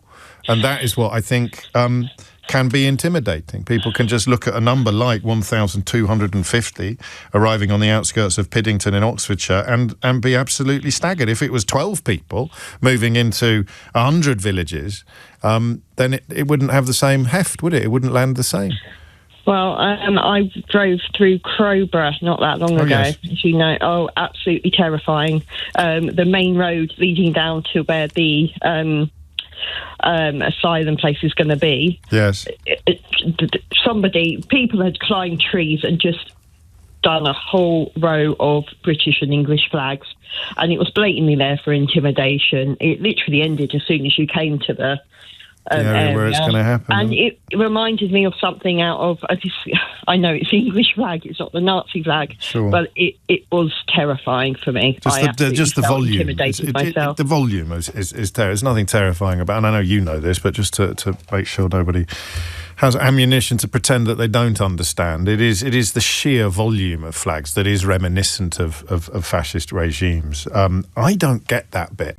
I know that they can intimidate people who are of colour or people who have a history of immigration in the family, because the message that they receive, and I think it's intended, is that you are not welcome here. But an asylum seeker is going to love to see the English flag. I mean, that is a symbol of what they have run towards, the English flag. But hey, what do I know? It is 11:29. You are listening to James O'Brien on LBC. The number you need if you want to join this conversation is 0345 6060973. I hesitate to ask you whether or not you think we're going to look back and think that repurposed hotels were probably the best solution to this issue, unless, of course, you think it's possible to wash your hands and detach yourself completely from international reality. Here's Dominic Ellis with your headlines. James O'Brien on LBC. It's 33 minutes after 11 and you are listening to James O'Brien on LBC. You simply just don't get it, James. This is, let me get the name right on this, from Dan. We don't want any more, and it's people like you that are the issue. I go out every day to work and pay for these people. I've had enough now, no more immigrants. I do get it. I mean, to be fair, Dan, you may have sent that before I did so, but I've been repeatedly reflecting the position of people like you. And I don't say people like you with any particular sneer in my voice or anything like that. I just mean people who believe that we can do that. Or people, and it may not be you, mate, but people who believe that we do more than other countries. Or people who believe that there are routes by which you could come here that wouldn't render you technically irregular or illegal. Or people who believe that everybody who is coming here from overseas via asylum or refugee routes is undesirable or is dodgy. I mean, in terms of what it costs, it is a tiny fraction of annual expenditure, and I mean truly tiny in percentage terms. And, you know, in terms of what your tax pound would do if this issue were to be somehow completely excised from our shared reality, the answer is nothing. Of course the answer is nothing. You know, if you really want to save a ton of money on your taxes, then we'd have to abolish the state pension or get rid of the army, or do you know what I mean? Not the army wouldn't make much difference either. We'd have to stop paying sick people the money that they need to sort of have a form of life. So it doesn't matter who you pick. The idea that they shouldn't be getting any money from our taxes is powerful. I get it, but don't say I don't get it. I do get it. I don't agree with you, and I don't think that the solution you describe would improve your life in any meaningful way. And I probably, and I don't say this with any arrogance, I probably pay more tax than you do. So according to your measures, your logic, I should be angrier than you are. But I'm not. I would be in certain circumstances. If someone moved into my area and they were an asylum seeker and they committed a terrible crime, I'd find it hard to resist the conclusion that they never should have been there in the first place. But I don't like what that says about my mind. I don't like the fact that I would never think the same about a teacher or a police officer. I'd never think, God, they're all wrong uns. You know, where does it lead, that idea that if you find 100 people and one of them does something terrible, then the other 99 deserve to be punished? And don't forget, Dan, what we've seen recently, and I'm sure you don't approve of this sort of thing, but when you use language like that, when you say people don't get things, we're talking now about a country where hotels or repurposed hotels get attacked when somebody commits a crime in Southport. Somewhere at the other end of the country will see attacks. And of course the Southport crimes were not committed by an asylum seeker, but even if they had been, how on earth does that ever translate to trying to set fire to a hotel 50 miles away? A repurposed hotel 50 miles away? I mean, I think it's you that doesn't get it, actually. What you don't get is the intrinsic evil of someone being punished and terrorised for the either actual or imagined misdeeds of somebody they have no association with whatsoever. I'll tell you what you don't get, Dan. If, for example, someone called Dan committed a murder tomorrow and I encourage people to go and set fire to your house, that's what you don't get. That's what we're looking at here. Or maybe it's not your name, maybe it's your ethnicity. I don't know, maybe you have a particular star sign. Maybe your granddad was from Latvia. I don't know, but I could find something, right? And you can, and someone with the same characteristic committed a murder, and I said, you don't get it, Dan. We've had enough. I just don't want people like you in this country anymore. So I'm not costing it. I'm not costing it. You probably are. I think over half of the country, over the course of their life, cost the state more than they put into it. It's those desperate, do-gooding, hand-wringing liberal lefties who are usually paying in more than they're taking out. So I don't know that it's helpful to say you just don't get it. Of course everybody gets it. We've heard nothing else for the last 10 years. Get rid of them all, bomb the boats. I've had enough, build a wall, whatever. Of course you get it. You can't say you don't get it.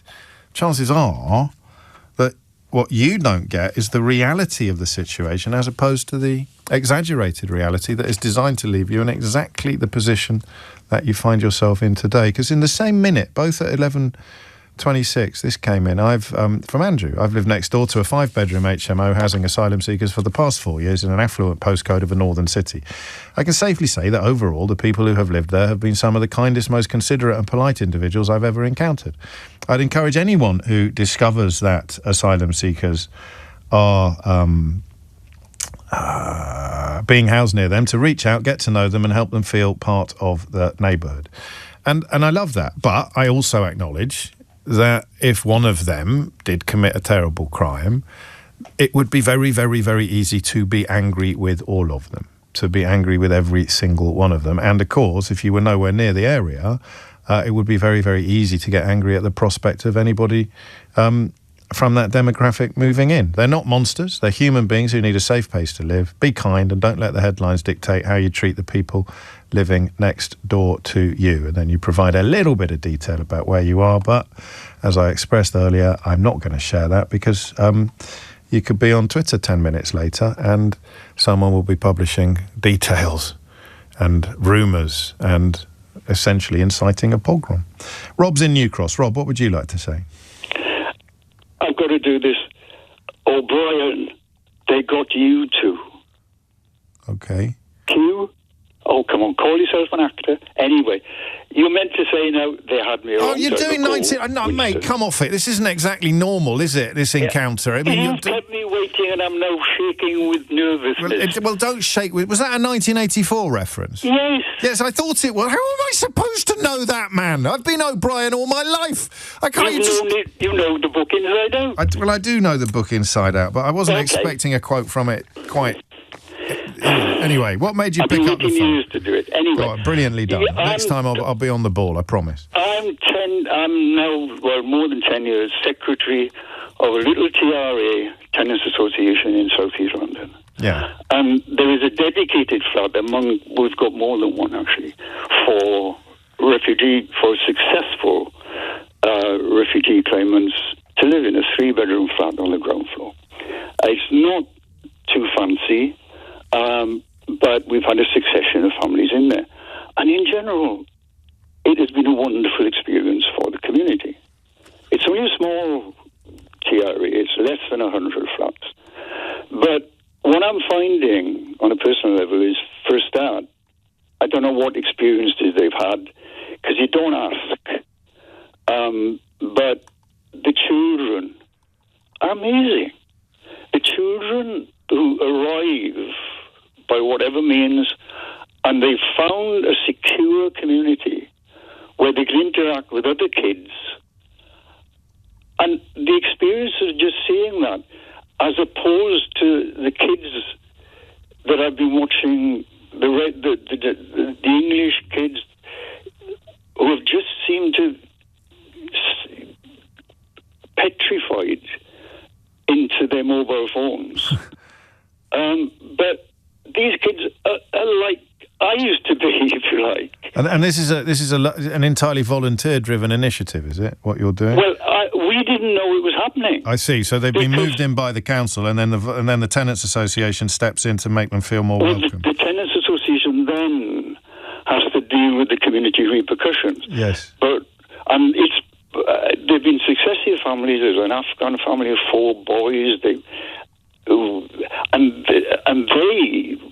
were the perfect example of one of the problems, in that they were a middle-class family. The big assumption about refugees is that they're all starving, they're coming. A lot of them are middle-class who've now been shoved into this situation. Yes. And they're now among the working class. But they're bringing middle class, and it's the same. That's a big thing going back, generations. But in general, what I'm saying is that what the benefits of integrating these people into the community is the enrichment that they bring. It's not about diversity; it's just about vitality. But this is, I mean, I like these words, and you're obviously speaking from experience, so I'm not sure that people can, with a straight face, accuse you of not getting it. You're in the front line of these sort of experiences. But all I need to do, if I'm a certain type of politician or commentator, all I need to do is correctly point out that when there were protests in Epping last summer, it was because one of the men in that facility had sexually assaulted a 14-year-old girl. One man in that, and it doesn't matter how many sexual assaults have happened in Epping or how many of the people who actually turned up to protest had come to the attention of the authorities previously for domestic abuse or similar crimes. It doesn't matter how many of the people hanging up flags unwanted in neighbourhoods are currently facing murder charges or child sexual abuse charges or assault charges. None of that matters. The fact is, here is an asylum seeker who committed a terrible crime. I don't want any of them living anywhere near me. I don't know how you get past that with facts, Rob. Well, collective guilt or Wissenschaft or whatever you want to call it. Yeah, well, it is collective guilt. Flavour of the decade. Collective punishment. Yeah. Which is a war crime in other contexts.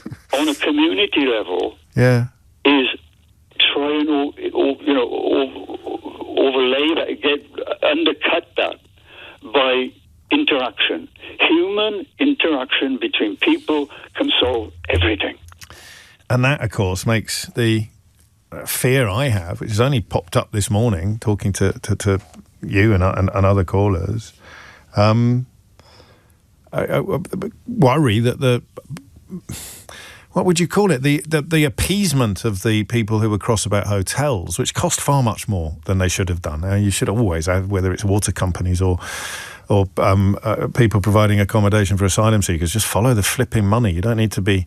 what's that from, follow the money? Show me the money is Jerry Maguire. What's follow the money? Anyway, follow the money, and that's where you'll find out the root of the problem. People, whether it's PPE, people getting incredibly rich while helping nobody during PPE, people getting incredibly rich over the asylum seeker accommodation. Just follow the money if you want to start alleviating problems. Maybe people like Dan would feel better if they could see that the money was being spent more wisely. You know, tuppence halfpenny a week for an asylum seeker is, for some people, too much, because they probably don't know that it's tuppence halfpenny. But I don't know how you do it. Interactions, and that makes me worry that the big military bases being repurposed may actually cause more problems than the so-called hotels did. I don't know, but that's my fear at the moment. Rob, what a lovely call. Thank you. It's 11:45. James O'Brien on LBC.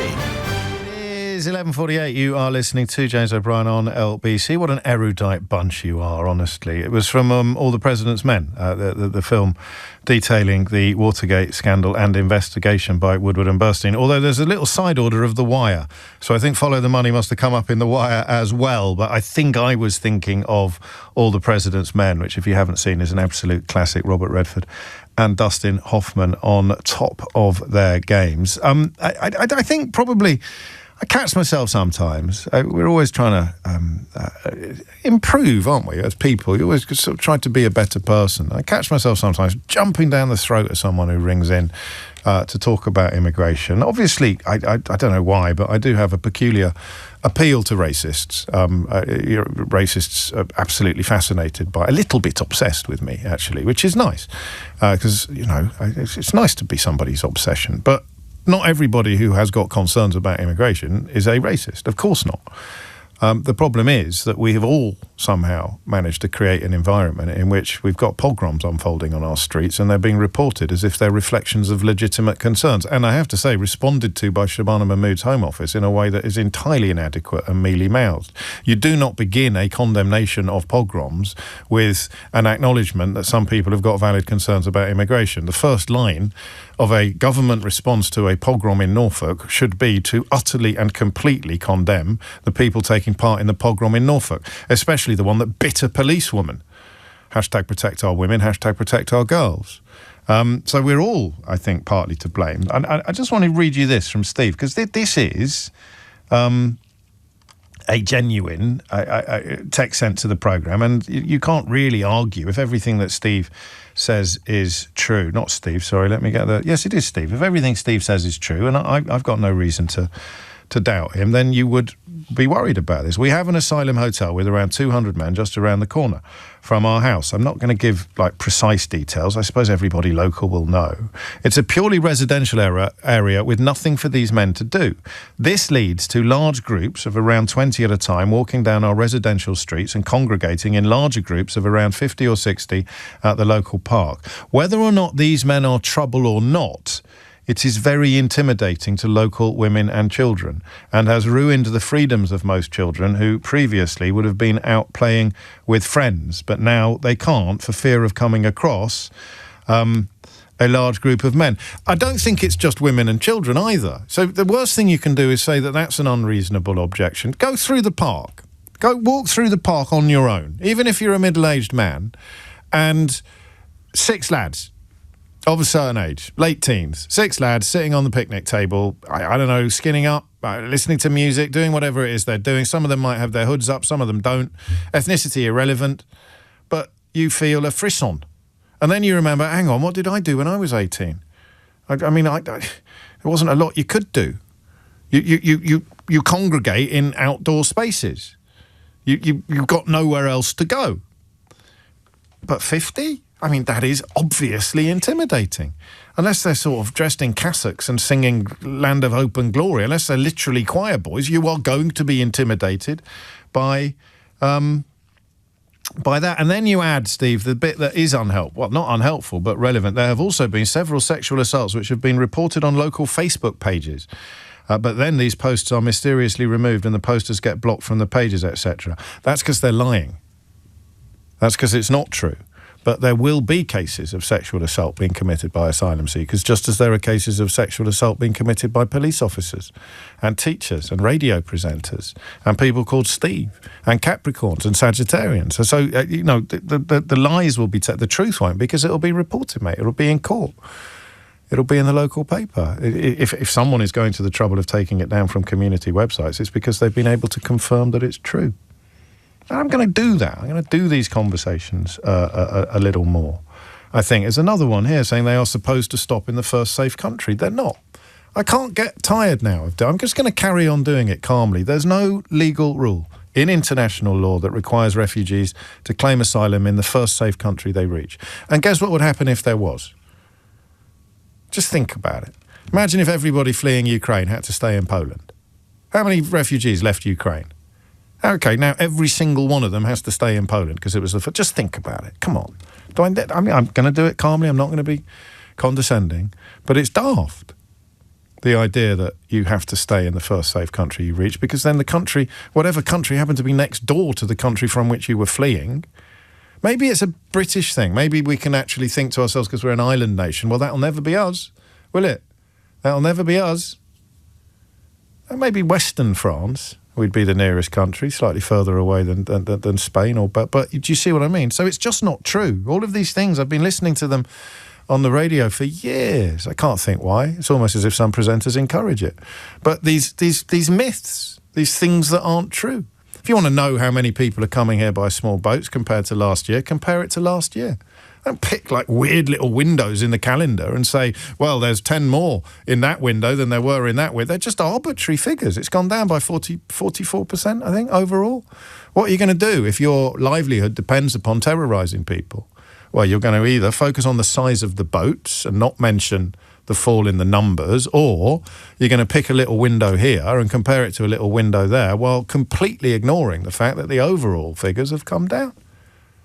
It's actually, incredible when you see it to note how pathetic it is. But here we are. That's Brexit Britain. Carly's in Lambeth. Carly, what made you pick up the phone? Hi, James. I'm really privileged. I run a hosting programme for refugees and people seeking asylum, an organisation called Refugees at Home. Right. And it just really struck me. The Prime Minister today said that he believes all parts of the country need to work to play their part to welcome refugees.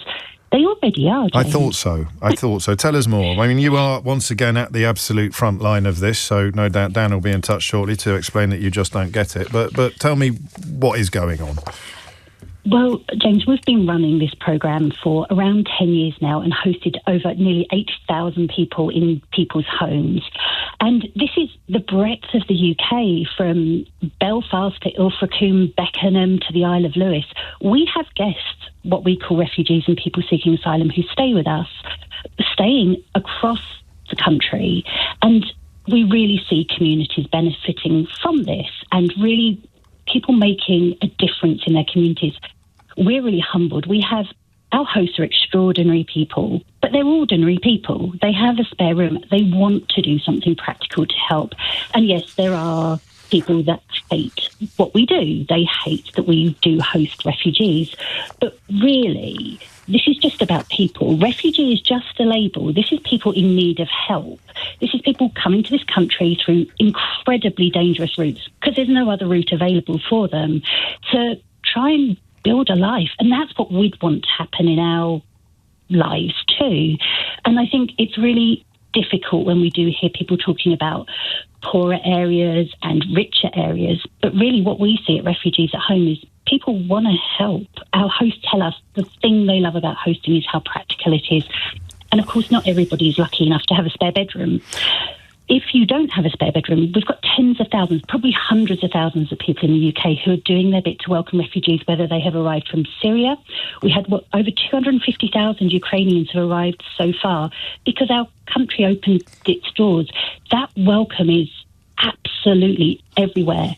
But it's the Home Office who decide where people are housed when they're seeking asylum. They're the ones who decide how many people share a room. They're the ones who decide which contracts they give out, and multi-million-pound contracts they give out. Huge sums of money. Terrifying numbers, like too many digits to even think about.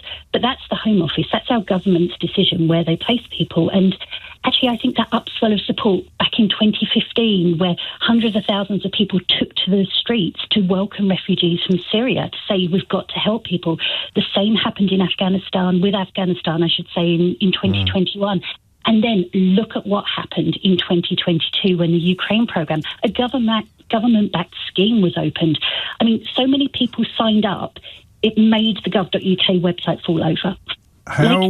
How problematic have the boats been? Because there's something about an island nation and the crossing of the seas, and I know that you know, and I get impatient, but I try not to get cross with people who genuinely don't know that this is a consequence of very deliberate policy. This is not something that's sort of sprouted organically from the population. How big a difference do you think the so-called small boats, although we might have to rename them soon, how big a difference they've made to public opinion and public feeling?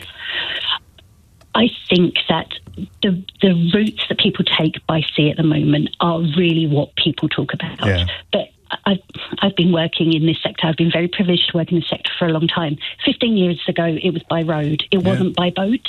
People didn't seem to get as much in upper's arms. They tried. That. I mean, people clinging onto lorries, or someone being filmed hopping out the back of a lorry on the M25, but it never landed with quite... I don't think it landed with quite the same emotion. And I don't know if it's because it's so much more visible than perhaps planes or claiming asylum at the airport. That also happens. People pay for a flight and claim asylum because it's their human right to do so.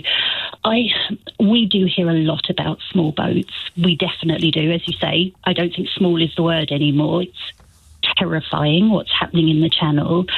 But I also think it is that people are standing up against that. People are coming forward and saying, well, if you've had to force this route to the UK, because there is really no what the government would call a safe and legal route, but let's call a safe route to the UK, where you wait to be assessed for your refugee status to be assessed and you're given a pathway into the UK.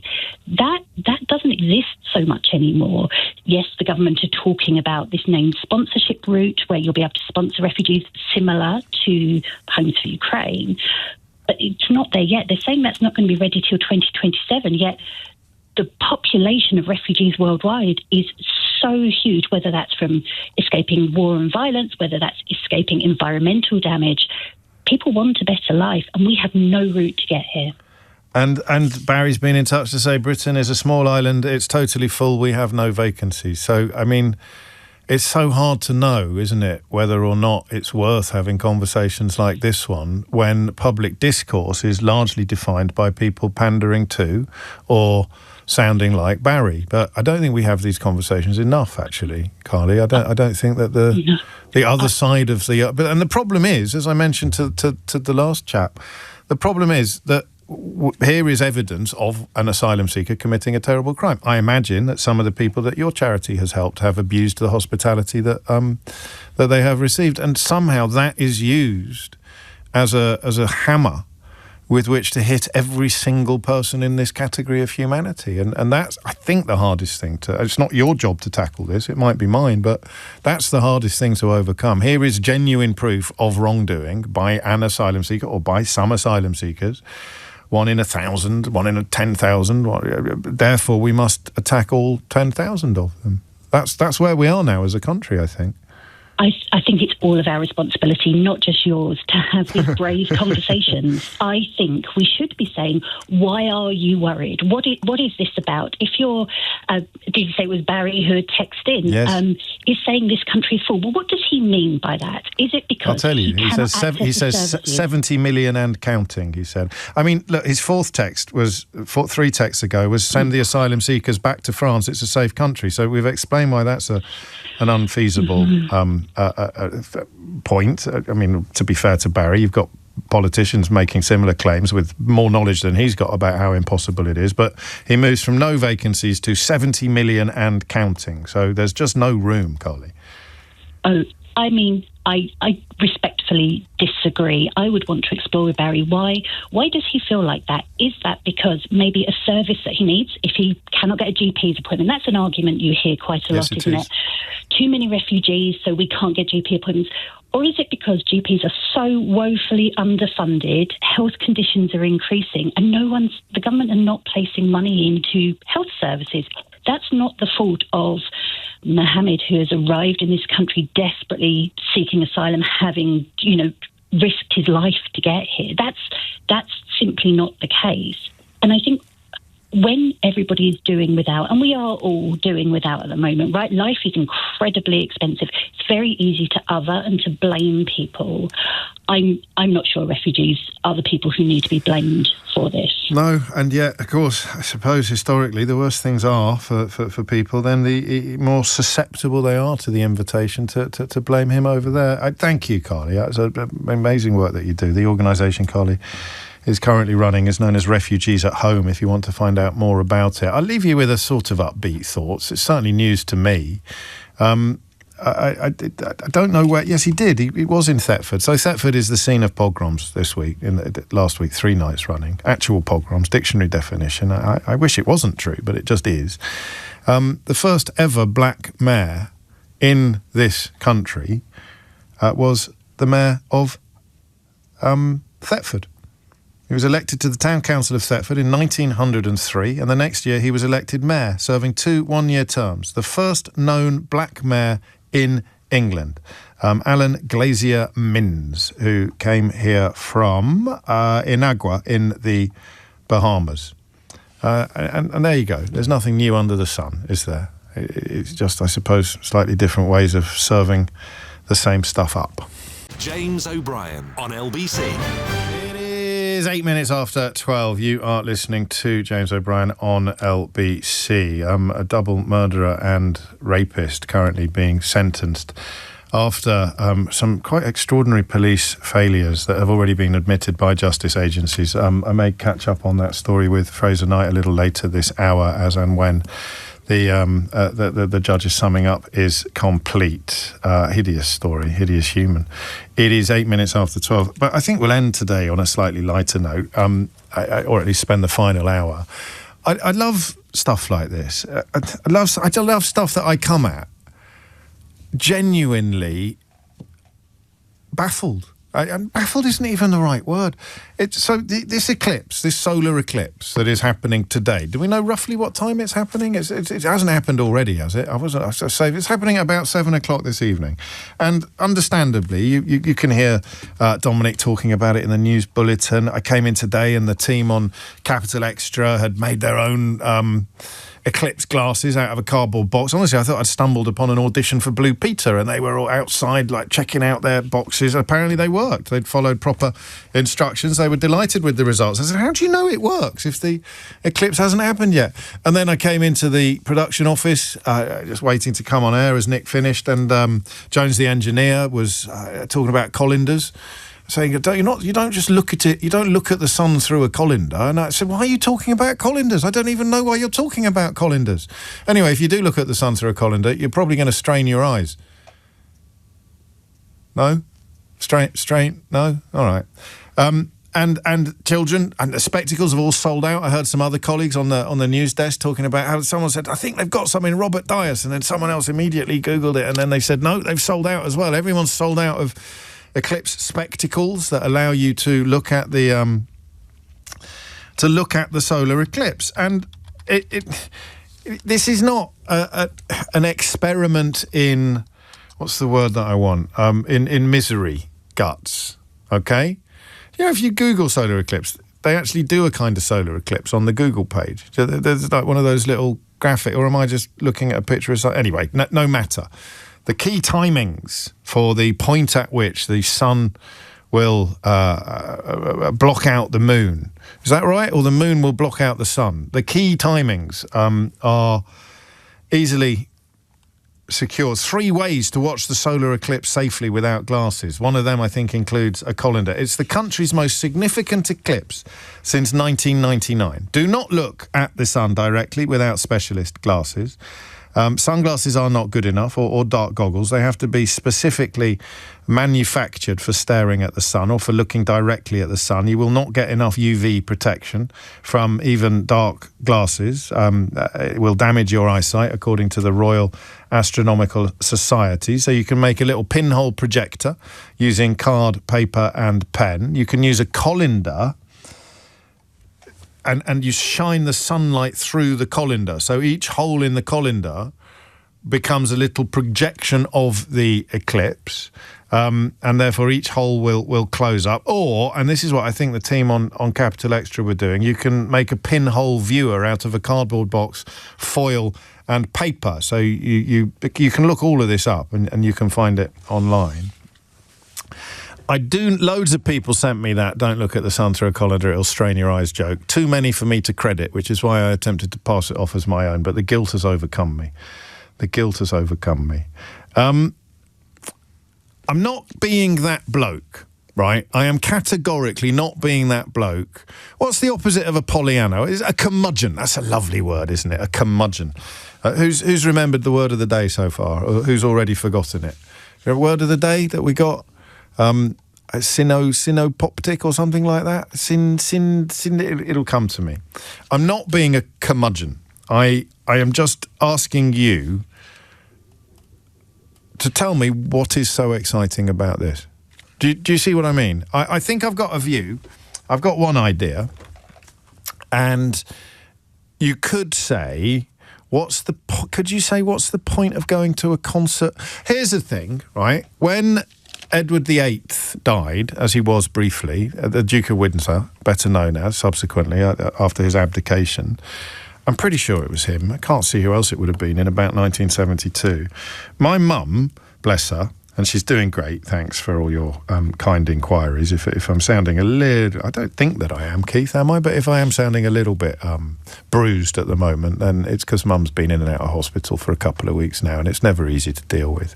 But... in about it must have been 1972, she sat me down in front of the television because the Duke of Windsor's funeral was on. And she was quite proud of this fact growing up. She'd often say, well, you witnessed the Duke of Windsor's funeral. And I'm just going to check the date, actually, before my inbox explodes. And it was probably 1973, wasn't it? And the point was that she sort of thought that I should witness... it was May 1972, so I'd have been January, February, March, April, May. I'd have been 5 months old, and Mum sat me down in front of the television so that I could watch the Duke of Duke of Windsor's funeral.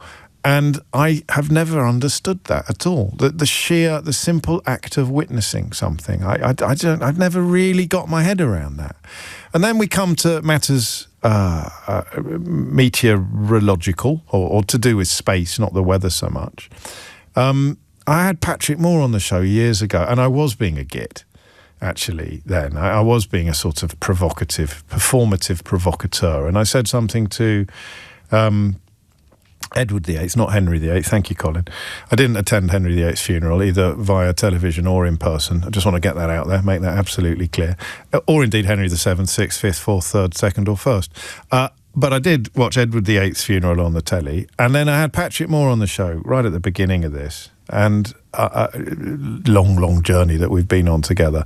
And I suggested to him it was all a bit pointless. What's the point of just going to the moon? Did someone say because it's there? Or was that something else? Was that Mount Everest? Why are you doing that? Why are you going to the moon? Oh, just because it's there. And then I remember the 1999 eclipse when everybody was very, very excited, and I joined in. But I'm going to confess something to you. I didn't really get it. I did the thing with the thing, and I just didn't really get it. I just sort of watched this thing on a piece of paper, and another thing crossed it over, and the light got kind of cancelled out, and then it got uncancelled out again, and it moved off again. And I want to make something absolutely clear to you. I'm not being a fun sponge. I sound like a fun sponge, but I'm not being a fun sponge. I really wish I was as excited as some of my colleagues are. I really want to be excited by this, and I think I probably can be. I like stuff like this. I mean, I like flipping cranes. I like looking at cranes. Who likes looking at cranes? Me. I like looking at bridges. I love bridges. Just little bridges, big bridges, any old bridge. I love bridges. I'm sounding like that Fast Show character now, aren't I? That Paul's brilliant bridges. So I'm not, by any stretch of the imagination, immune to the joys and beauties of just looking at stuff. You know, just simply looking at stuff. But I don't quite understand this. I don't get excited about space in the way that some people do, but I don't think this is really about space, is it? Can you? And also, here's the thing I do love. I love phone-ins that are about things that are hard to put into words. It's a very weird, almost quasi-masochistic trait that I have. I don't know whether it's the Catholic big C in me coming out. It's a form of professional self-flagellation. It becomes my own hair shirt. How can you like phone-ins about things that are hard to put into words? Surely the best phone-ins are the ones about things that are easy to put into words, because you've got a queue from here to eternity of people waiting to say interesting and clever things. But I like the phone-ins about things that are hard to put into words. There's a line in John Keats that you've heard me quote a million times. It's in a letter, not a poem. He says, "Oh, for a life of sensation rather than of thought." And I think about that line a lot. Oh, for a life of sensation rather than of thought. And what I think he meant was feeling things rather than simply articulate. Do you see what I mean? Sometimes you can't put into words what a feeling is. You can't explain what is going on. And I always want to try. I always want to try and articulate the sensation. I want to describe the sensation by turning it into a thought. Does that make sense? I think it does. So here's the question. Why are you so excited? Because I really want to be. I'd love to. I sound like Kevin Keegan now. I've gone from Paul Whitehouse to the late, great Kevin Keegan in the space of 6 minutes. This evening in the back garden, if I can just tear my eyes away from the aridity of my lawn and focus instead upon what's above us, I want to feel as excited as you do, or as excited as other people do. What is it about a solar eclipse that floats your boat? 0345 6060 973. Do you think you are capable, like a kind of Chris Packham or a Fred Dibner or a Brian Cox, Professor Brian Cox, do you think you are capable of actually communicating enthusiasm to other people? Firstly, me. Because I watch Fred Dibner on the telly and suddenly I'm fascinated by steeples. I watch Chris Packham on the telly and suddenly I'm fascinated by wildlife that I wouldn't have been fascinated by previously. David Attenborough can do it. Fred Dibner could do it. Chris Packham can do it. Professor Brian Cox can do it. Can you do it? Can you make the solar eclipse exciting for those of us? I reckon I could do it with cranes, actually, if you gave me a long enough run-up. But can you do it with the solar eclipse? Can you explain to me, A, why you're so excited, and B, perhaps why the rest of us should be? Just try to articulate the excitement. It's coming up to 12:20. As I suggested a moment ago, the judge has nearly finished his sentencing remarks in the case of the murderer and prolific sex attacker Simon Levy from Tottenham. He's just been handed a whole life order at the Old Bailey for the murder of 2 women and the violent rape of a third, while on bail, and this is where the justice system appears to have failed heinously, while on bail for other offences last year. So more on that, no doubt, before the end of the hour, but alongside it, a much happier contemplation of why exactly is a solar eclipse so exciting. Just tell me in words. That's how the show works generally. Or just noises if you want. Tell me in words why you're so excited. Because, hand on heart, I'm jealous. Or envious, at least. I'm envious. I go, what a wonderful thing to get excited about. It's free and it's happening tonight. Right now, I couldn't give a fig. James O'Brien on LBC. It is 21 minutes after 12 and you are listening to James O'Brien on LBC. And it's a weird one, isn't it? What else would we put on the list of things that you can watch somebody else get very excited about and not get excited about yourself? I told you, didn't I, about my train spotting adventures earlier this year when just a train opened up from one of the stations in Ealing, one of the Elizabeth line stops in Ealing, that this special electric train, a repurposed electric train, now runs a small line, only about 5 stops to Greenford. And I went along on the first day that it opened. I'm not a train spotter. Particularly, but I don't know, I was at a loose end. I think Mrs. O'Brien was out and their kids were doing much more exciting things than I was. And I saw it on a website and I thought, well, it's only, I just hop on a bus. It's about 6 bus stops away. So I went, and I'm really glad I went. I mean, sitting on the train was not that exciting, and seeing the train was not that exciting. I was interested in the science behind it and the way forward that perhaps it points to the future. But what really delighted me was almost the osmosis of other people's happiness. I did that to tease Keith. West Ealing and Greenford, it's a Class 230 unit that recharges its batteries in a 3-minute stop at West Ealing and then hops off to Greenford again. It's the UK's first ever scheduled passenger-carrying, rapid-charging, battery-only electric train. January of this year, I went up there.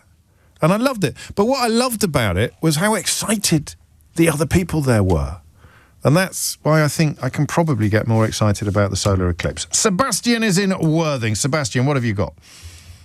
Hi there, James. I'd just like to say, first of all, thank you so much for having a conversation on a topic like this. Oh, you're welcome. Because it's quite hard to get people interested in something as fleeting and as passing as a solar eclipse. But I'm really, really glad that it's on national radio. So first of all, thank you. First of all, thank you. And second of all, it's all on you now, mate, because I've done. I've got nothing else to say.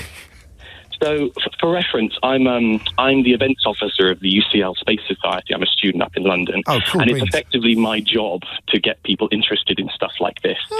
And one of the things which is amazing about a solar eclipse, and particularly solar eclipses on Earth, is that they're not going to be around for much longer. So one of the main coincidences about the Earth and the Sun is that the Sun is around 400 times further away than the Moon is to the Earth. Yes. And the Moon is 400 times smaller, such that they effectively match each other up perfectly to the point where they cover each other. And that occurrence does not happen on any other planet in the solar system, not one. And there are planets out there with 60-plus moons, and they do not have that same ratio, coincidence. So that's one thing about Earth. And the other thing, which makes it even more... Just stop for a second, just because... What you're communicating is a sort of wonder of the universe, isn't it? And the rarity of it and the statistical, almost anomalous nature of it is just exciting. And why is it exciting? Because it never happens, James, or it hardly ever happens, and it may not happen again. Think about the odds. What are the odds in that enormous, great theatre in the sky? What are the odds of that orb aligning with that orb and that orb in such a way that they block each other out despite being so disproportionately sized? That's what you're describing to me. And the fact that we only have one moon as well. And what makes it even more incredible, James, if you can even imagine that, is that this is not going to happen for much longer. Because of the gravitational forces between the Earth and the Moon, they are slowly drifting apart from one another, a few inches every year, such that the Moon will no longer cover the Sun in a few thousand, hundreds of thousands of years. I thought that was coming, because you sounded as if it was going to happen next week. But then I remembered that you are the events officer at the UCL Space Society, so you speak in different metrics from me. You have a different grasp of time. So it's not going to happen for much longer, James. Maybe just a few thousand years. And this is a very rare cosmic event. And the last thing I'd like to say is that it somewhat ties into your conversation earlier about the arid nature of the landscape at the moment. And if you ever want a fantastic reminder of how fleeting and brief our existence is, just look up at a solar eclipse, this passing shadow that travels at thousands of miles an hour across the Earth. And that should bring into perspective how much we need to protect the Earth and look after our environment. I'm going to do the tricky bit now. What do you feel? What will you feel later tonight? Just for people tuning in, hang on a minute. For people who've just tuned in, we're talking about the solar eclipse. I'm not making inappropriate inquiries of Sebastian. What will you feel as you watch the solar eclipse this evening? I guess you could call it wonder and awe. Yeah. And also a sense of, you were mentioning the romantic poets, I think sublime. Wow. A sense of the sublime. I'm close, actually. You're very good at this. A great communicator. I'm close to getting it. And you remind me of the things that I do understand, which would include the beauty of a big sky. You know, I go just staring at the sky sometimes and being reminded of your own pointlessness or of your own irrelevance in the great scheme of things, I think is very healthy. And this also reminds us that we are like tiny things on a much bigger canvas. What will you do? Can I ask? What methods will you be deploying to observe it? So I've tried my darndest to get my hands on a pair of eclipse glasses. If the events officer of the University College London Space Society can't get hold of any eclipse glasses, what chance is there for the rest of us? What chances is there for the rest of us? So I'm going to be heading up high downhill later with a colander in my hand, and I'm going to be trying my best at making a pinhole camera. Well, good luck to you. How many people will be on high downhill with colanders in there? It's almost sounds like a folk song, that, doesn't it? What did lovely Carol say earlier that sounded like a Chaz and Dave song? She said, I went down the National Trust. I thought, there's a Chaz and Dave song that never got recorded. What rhymes with I went down the National Trust, I wonder? Thank you, Sebastian. Room for more. What is the magic of this moment? So it's not really, as Sebastian has communicated, about what you're going to see, is it? It's about what the thing that you see or don't see represents, what it actually represents. It represents the enormity of the universe and the extraordinary nature of chance. The fact that you can have these massively different-sized orbs, planets, stars aligning in such a way that that one is blocked out by the other and you can see it from the third. I get that. I do get that. I don't feel it as keenly as I want to yet, but I reckon I probably can. I reckon I probably will. So, simple question, why are you so excited by this, so entranced, so engaged? 0345 6060 973 is the number that you need. The time is approaching 12:30. And the news headlines will be with us shortly. After that, we'll get back to the question of what it is. What is it? Getting some lovely messages in as well. One from an atheist describing it's the closest I ever come to sort of feeling a godlike phenomenon. More of that after the very latest headlines with Matt Hewitt. James O'Brien on LBC.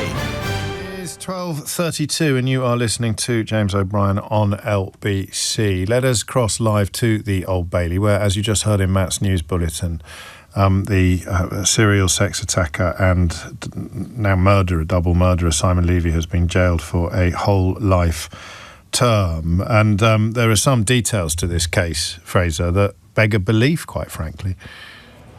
Yeah, there are, James. Simon Levy was sentenced today for 2 murders and 1 rape. But of course, going back, the 3 of them were committed last year while he was on bail, being investigated for a whole series of sexual offences that were taking place on London's transport network. So there have, of course, been a lot of questions about failures of the criminal justice system to stop him before he could go on to kill. Now, today in court, we heard some very powerful victim impact statements from relatives of Simon Levy's victims. The mum of Cheryl Wilkins, who he murdered in a car park in Tottenham, she had said that she believed her daughter losing her life actually led to him being stopped in his tracks, because it was after her death when he was finally arrested and charged by the Metropolitan Police. She died a day before her 40th birthday, her mum told the court,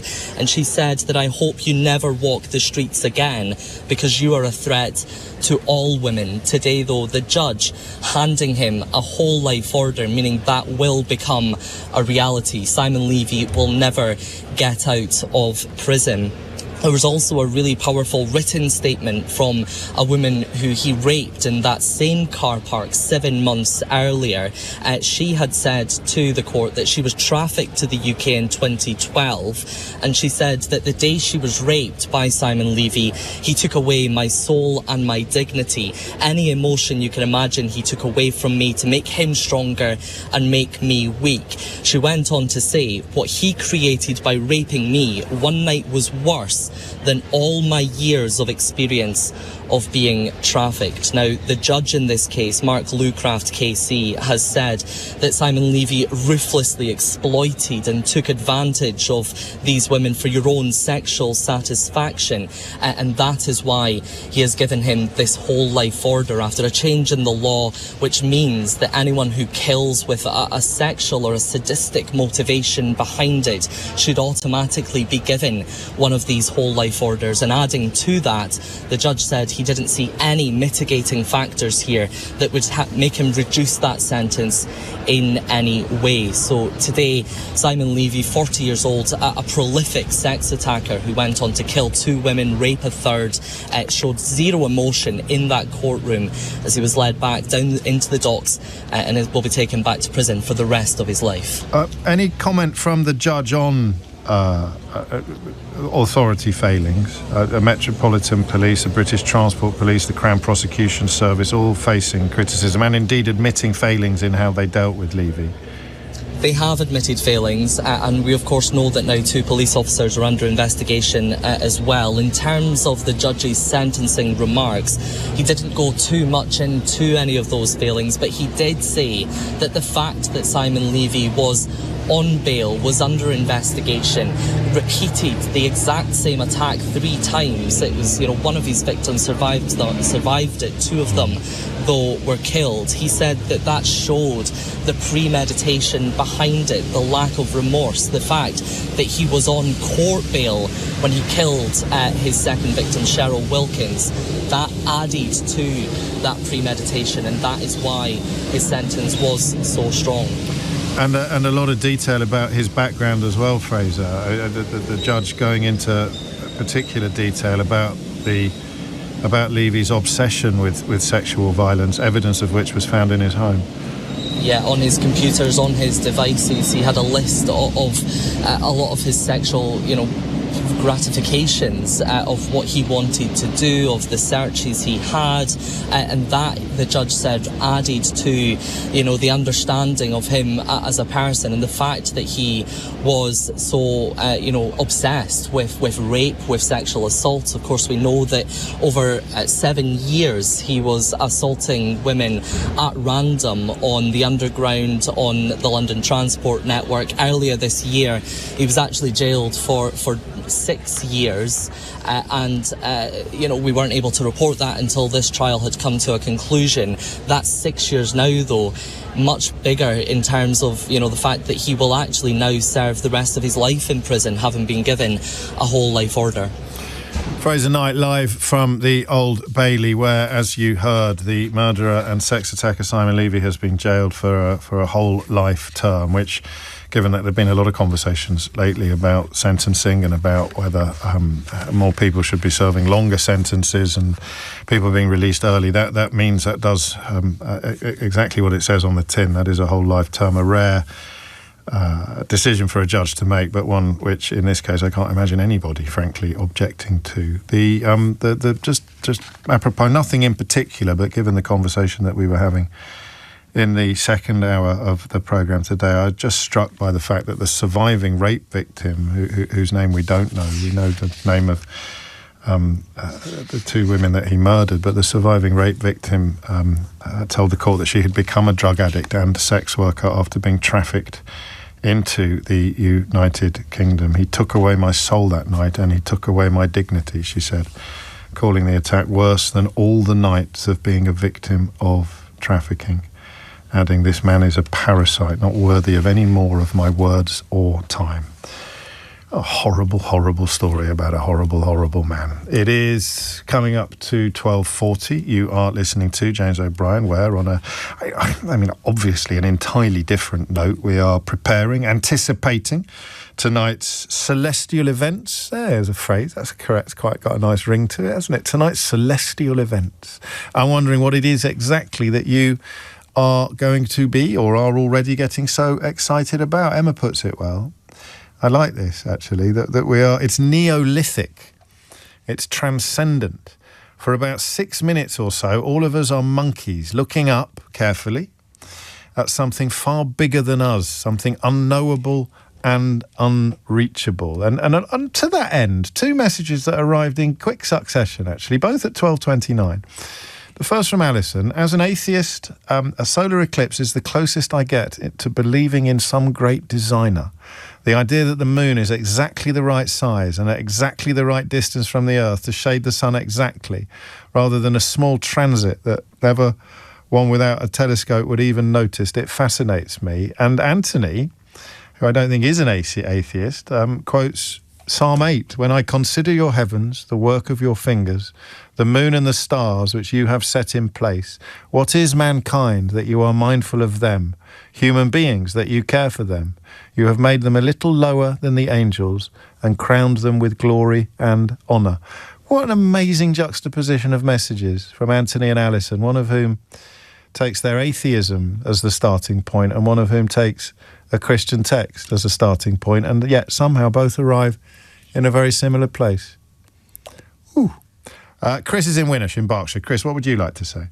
Good afternoon, James. So just a bit of context. I remember the last one in 1999. I was a chef standing outside a restaurant and I thought it was an amazing thing. Yeah. Unfortunately, since then, I've lost my eyesight. So tonight, I'm extremely excited because I remember the feeling of it going from hot to a lot cooler and the birds starting to sing because they thought it was twilight. So for me, it's quite an emotional thing. Tonight, I'll be stood on my patio. I won't look. Obviously, I can't see anything anyway, but I still won't look. But I'm just so excited because I know that 1 minute it's going to be really hot, and then all of a sudden the temperature will drop, the birds will start singing, and it's one weather event that I can actually see because I miss not being able to see sunsets or lightning or those sort of things. So for me, it'll be like it's actually something I can physically feel and hear, where I've missed so many things over the years. And the other senses will be in overdrive. Most of the other senses will be in overdrive.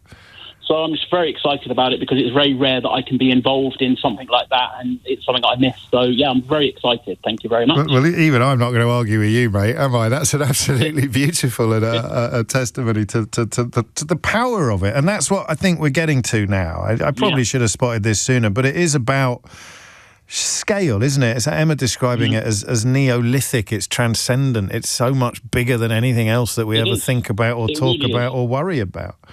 Yep. Well, good luck. Enjoy it. What happens? What do the birds do? So I remember last time they start singing, so as if it's twilight. So they think it's bedtime. They start roosting almost. It's bedtime, so it's really, really eerie and strange. So, for me, but that's just, it connects me to it, and I'm just like, I really can't wait. So I love it. I will think of you, actually, later, if that's all right with you, Chris. Of course. I shall think of you, and I will listen out for the birds, while also, no doubt, trying to work out what on earth I'm supposed to be doing with my colander. It's 12:43, you're listening to James O'Brien on LBC. This is nice, isn't it? I mean, be careful. You do get damage. I mean, some people do get injured. You shouldn't look at the sun ever, but the temptation to do it on a night like tonight is obviously going to be greater than it usually is. I don't know if A&E gets overrun, does it, with people who've actually hurt themselves or damaged themselves, but it can be permanent, the damage. So just look it up, just Google it quickly. There'll be all sorts of advice. There's probably some on our website, but you just get the advice. Thanks to Ash, who's been in touch. I think that's Ash in Northampton, our Hormuz expert, who we should probably catch up with soon. He says, "Hi James, don't worry, you can use a welding mask to look." Oh right, I'll just get the welding mask out of the attic then, shall I? Mate, who's got a welding mask lying around? No, you haven't, Keith. Have you? No one's got a welding mask. Oh, don't worry. If you can't get hold of any Eclipse glasses, don't worry. You can use your welding mask. Oh, that's all right then. I'll just use my welding mask. Paul's in Perth. Paul, what would you like to say? Oh, hi there. Good afternoon. Hello, Paul.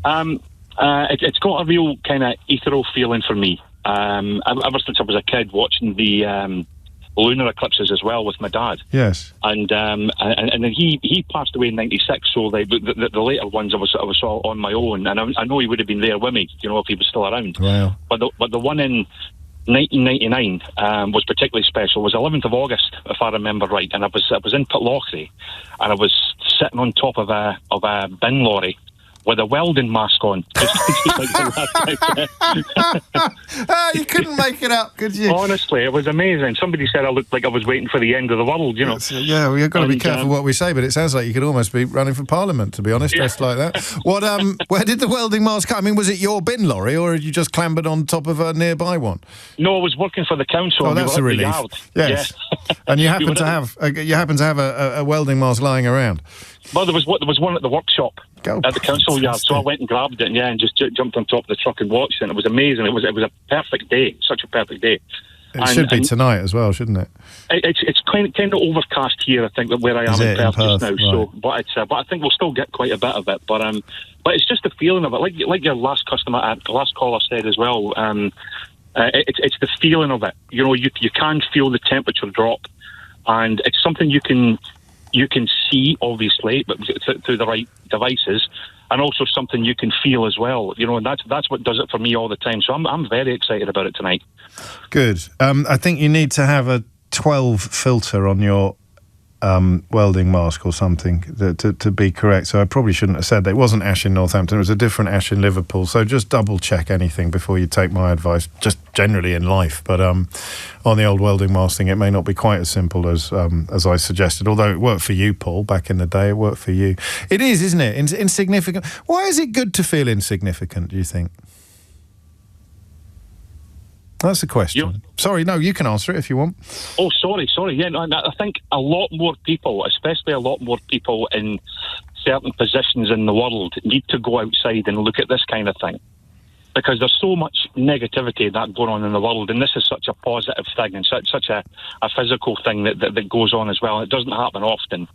They need a good shake, taken outside by the scruff of the neck and shown this. And helpful. I mean, people who've got their A-level results tomorrow can be reminded of the greater scheme of things. It might be a little bit tricky to cling on to, but how can you be worrying too much about that when this is all we are? This is what we are, specks really on a sort of celestial map. Grade 12 or above on the old welding mask thing. I've no idea what that means, but lots of people have now used variations on that phrase, so I'm happy to conclude that it's kosher. But do not use anything below grade 12 if you're thinking of looking at the eclipse wearing a welding mask. And of course there are stories in the media about people who messed it up last time.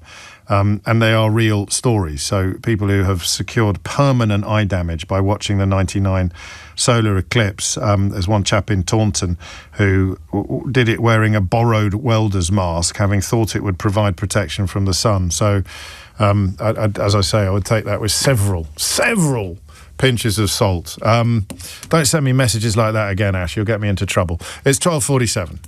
James O'Brien on LBC. 10-1, Kate's in Cumbria. She said, I love that question. Why is it good to feel insignificant? And she answers it, because when your ego gets too big, nature will remind you how small you are. I don't know if that's your own words, Kate, but they're beautiful, actually. And those of us who are overburdened with ego on occasion probably benefit even more from being reminded by nature how small we are. Massive skies do it for me. We get so overwhelmed, Kate goes on, with our own personal worries that nature always brings me comfort and perspective.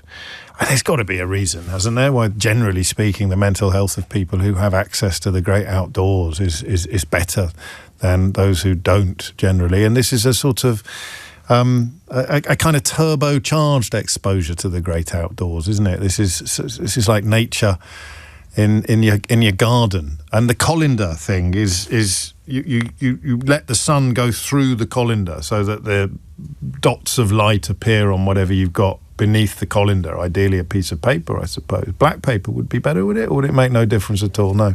White paper is best. I don't know why I'm trying to give while I'm doing more advice, leave the welders' masks out of this entirely. Pretend I never mentioned welders' masks. They're not, I don't know how you even know what grade it is. So do not use are you listening? Do not use a welder's mask. Use a colander.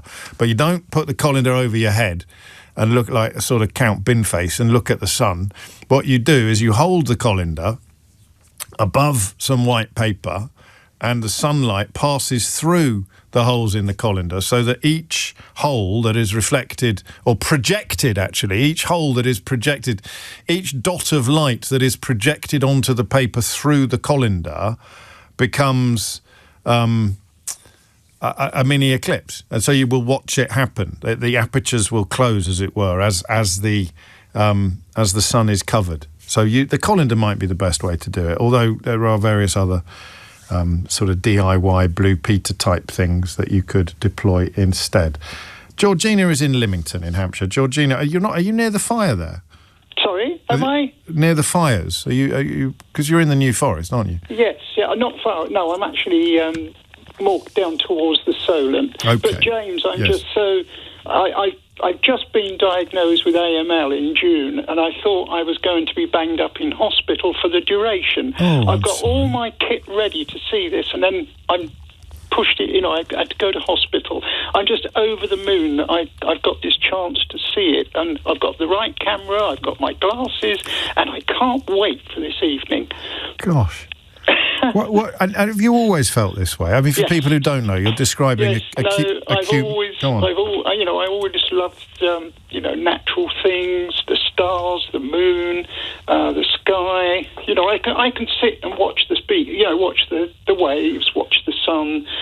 It's just natural. It's just one of those nature's free show, isn't it? Nature's free show. And this is... I'm looking for that phrase, like extra concentrated version of nature, because all the other things you describe we can do all the time. And where you are, you're closer to nature than most of us. But this is like a kind of turbocharged exposure. That's right. Yes, indeed. Nature. I'm just over the moon that I've been given this chance to view it, because I thought I was banged up for the duration, but my consultant let me out. Just for this especially, or just Not generally especially, speaking? no, because all my...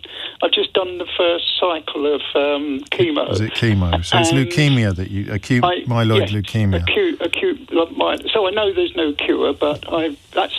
C'est la vie, I've just got to get on with my life and be positive, which is what I'm doing. Well, you're an inspiration, Georgina. I've literally just come back from Southampton Hospital having a bone marrow aspiration. Look it up. It's not bloody nice. Sorry. That's all right. I think on this occasion, my language. On this occasion, we'll give you a free pass on that. But it is, as you say, pretty hideous. And yet, here you are, feeling genuine joy and excitement at the prospect of this evening's event. And I'm looking forward to the future. Well, because I'm under the best possible, hands I could be at Southampton Hospital. Do you think, and forgive me if this is an indelicate question, but do you think that you would reflect differently on what you see tonight as a consequence of your diagnosis? Do you think not at all? Well, there we go. That was a fairly quick answer. No. But thank you so much for the chance to have a little say. Well, it's lovely to hear your voice. It really is. And I'm sure everybody listening wishes you the very, very best for that future that you are determined to both embrace and enjoy. But goodness me, I just wondered, the reason I asked that question was because of that sense of wonder at the sheer scale of things. But I suppose that there will be some things that people are carrying individually that don't really get dwarfed by this event. Thank you, Georgina. Anne's in Leicester. Anne, what would you like to say? Oh, hi, James. Well, I went to Cornwall in 1999 with lots of other people, thousands of other people, and most of the country was in cloud. So we were hoping that by being in Newquay, we would get a chance to see it in its full glory. And it must have been 5,000 people on Thistral Beach. And as people have described, it's what you feel rather than what you see. Yeah, go on. So there was a lot of anticipation about whether we'd see anything at all. And I think people forget that. But I think because we were there, and I'll describe it in a second, it means I'm even more excited about today because there's no cloud. So we're definitely going to see it. And of course, everybody that saw it 25 years ago is going to want to see it again and has told everybody about it. Whereas before, I mean, I can't even remember the previous one before that. It must have been. Yeah, it must have been. Is it different to be in? Because I love that idea of it being Neolithic, you know, and sort of monkeys staring at the sky. Is it different when you're in company, do you think, in big company like that? No, I think it's even better because it's more like a festival. I described to your researchers like Glastonbury on steroids or going to see Led Zeppelin in 1969 where you're absolutely in awe. And it was the way that we were waiting and then as the sun gradually came over, it got dark and cold, which many of the people have already explained. So you felt it. So and then what happened there was they were literally all over the headlands.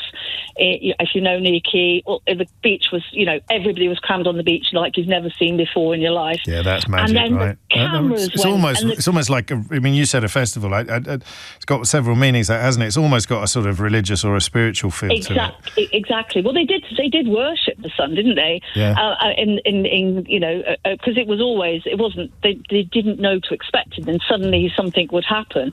But the thing about it was then thousands and thousands of cameras went off all at once while they were trying to take because nobody's talked about the diamond ring. When there's a full eclipse, what happens is the sun shines behind it. It looks like a diamond ring because it isn't quite big enough to cover, the moon isn't quite big, the shadow isn't quite big enough to cover the whole thing.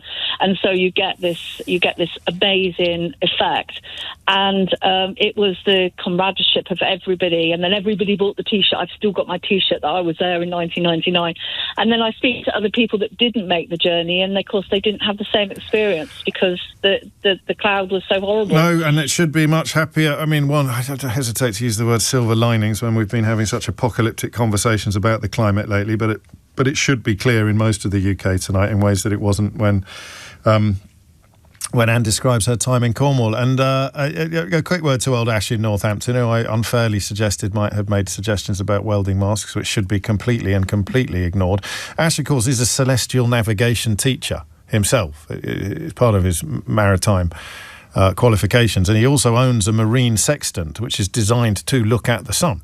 But even with the correct kit, he advises that you don't look at the sun. So if you follow me on Blue Sky, you can see the posts I've shared from Ash in Northampton suggesting what you might do or showing you what he's going to do to make sure that his family can enjoy the eclipse in a very powerful and communal way. If you missed any of today's show, you can listen back on our free Global Player app or indeed the LBC app, where you can also stay up to date with all the latest news, videos and opinions. You can listen to a range of podcasts, including James O'Brien Daily, the best bits from my LBC show every day. So do download the official LBC app for free from your app store now. Tom will be with you at 4, but now on LBC it's time for Sheila Fogarty. Brief word on the eclipse. Carry on. I fully agree with your caller. I think it was Ash who said it's about feeling it. Yes. I think more than seeing it. Yes. More than seeing the ball of fire in the sky. I'm getting it. Do you remember that you didn't see the 99 I just didn't get engaged. I think I did it. What's wrong with you? I did it with the kids. No, I wouldn't even have done it with the kids. They weren't born. I loved it. Loved it. And why? Well, the sun is in the sky. We know at the moment. Oh my. Me and Lily Allen. The sun is in the sky. Oh my. Yeah. And we take it for granted. It keeps us alive. It provides everything. And that moment when it is briefly eclipsed, I know it's not catastrophically it's like looking eclipsed. Under the bonnet of the universe. It is, exactly, yeah. And the sensation and the colour of everything as it starts to fade. And then the sudden darkness when it goes away, because it was a total eclipse of the heart last time. Yes. When that happens, I think it's what Linda McCartney used to call a soul photograph. Wow. If people forget their cameras, take a soul photograph, she used to say to her kids. And that's beautiful advice. I think that is a lovely way to think of it. If you don't have the glasses, and you must not look up unless you're doing it safely, I wouldn't bother. I don't think you miss much if you don't see it. No. Oh, I love that. Right, I'm in. A soul photograph. Take your soul photograph later. A colander and a soul camera. I'm sorry. If you're looking at this eclipse through a packet of Cheerios, you're getting it wrong. Yes, I agree. Honestly, come on. Just sit and feel. Enjoy it. James O'Brien on LBC.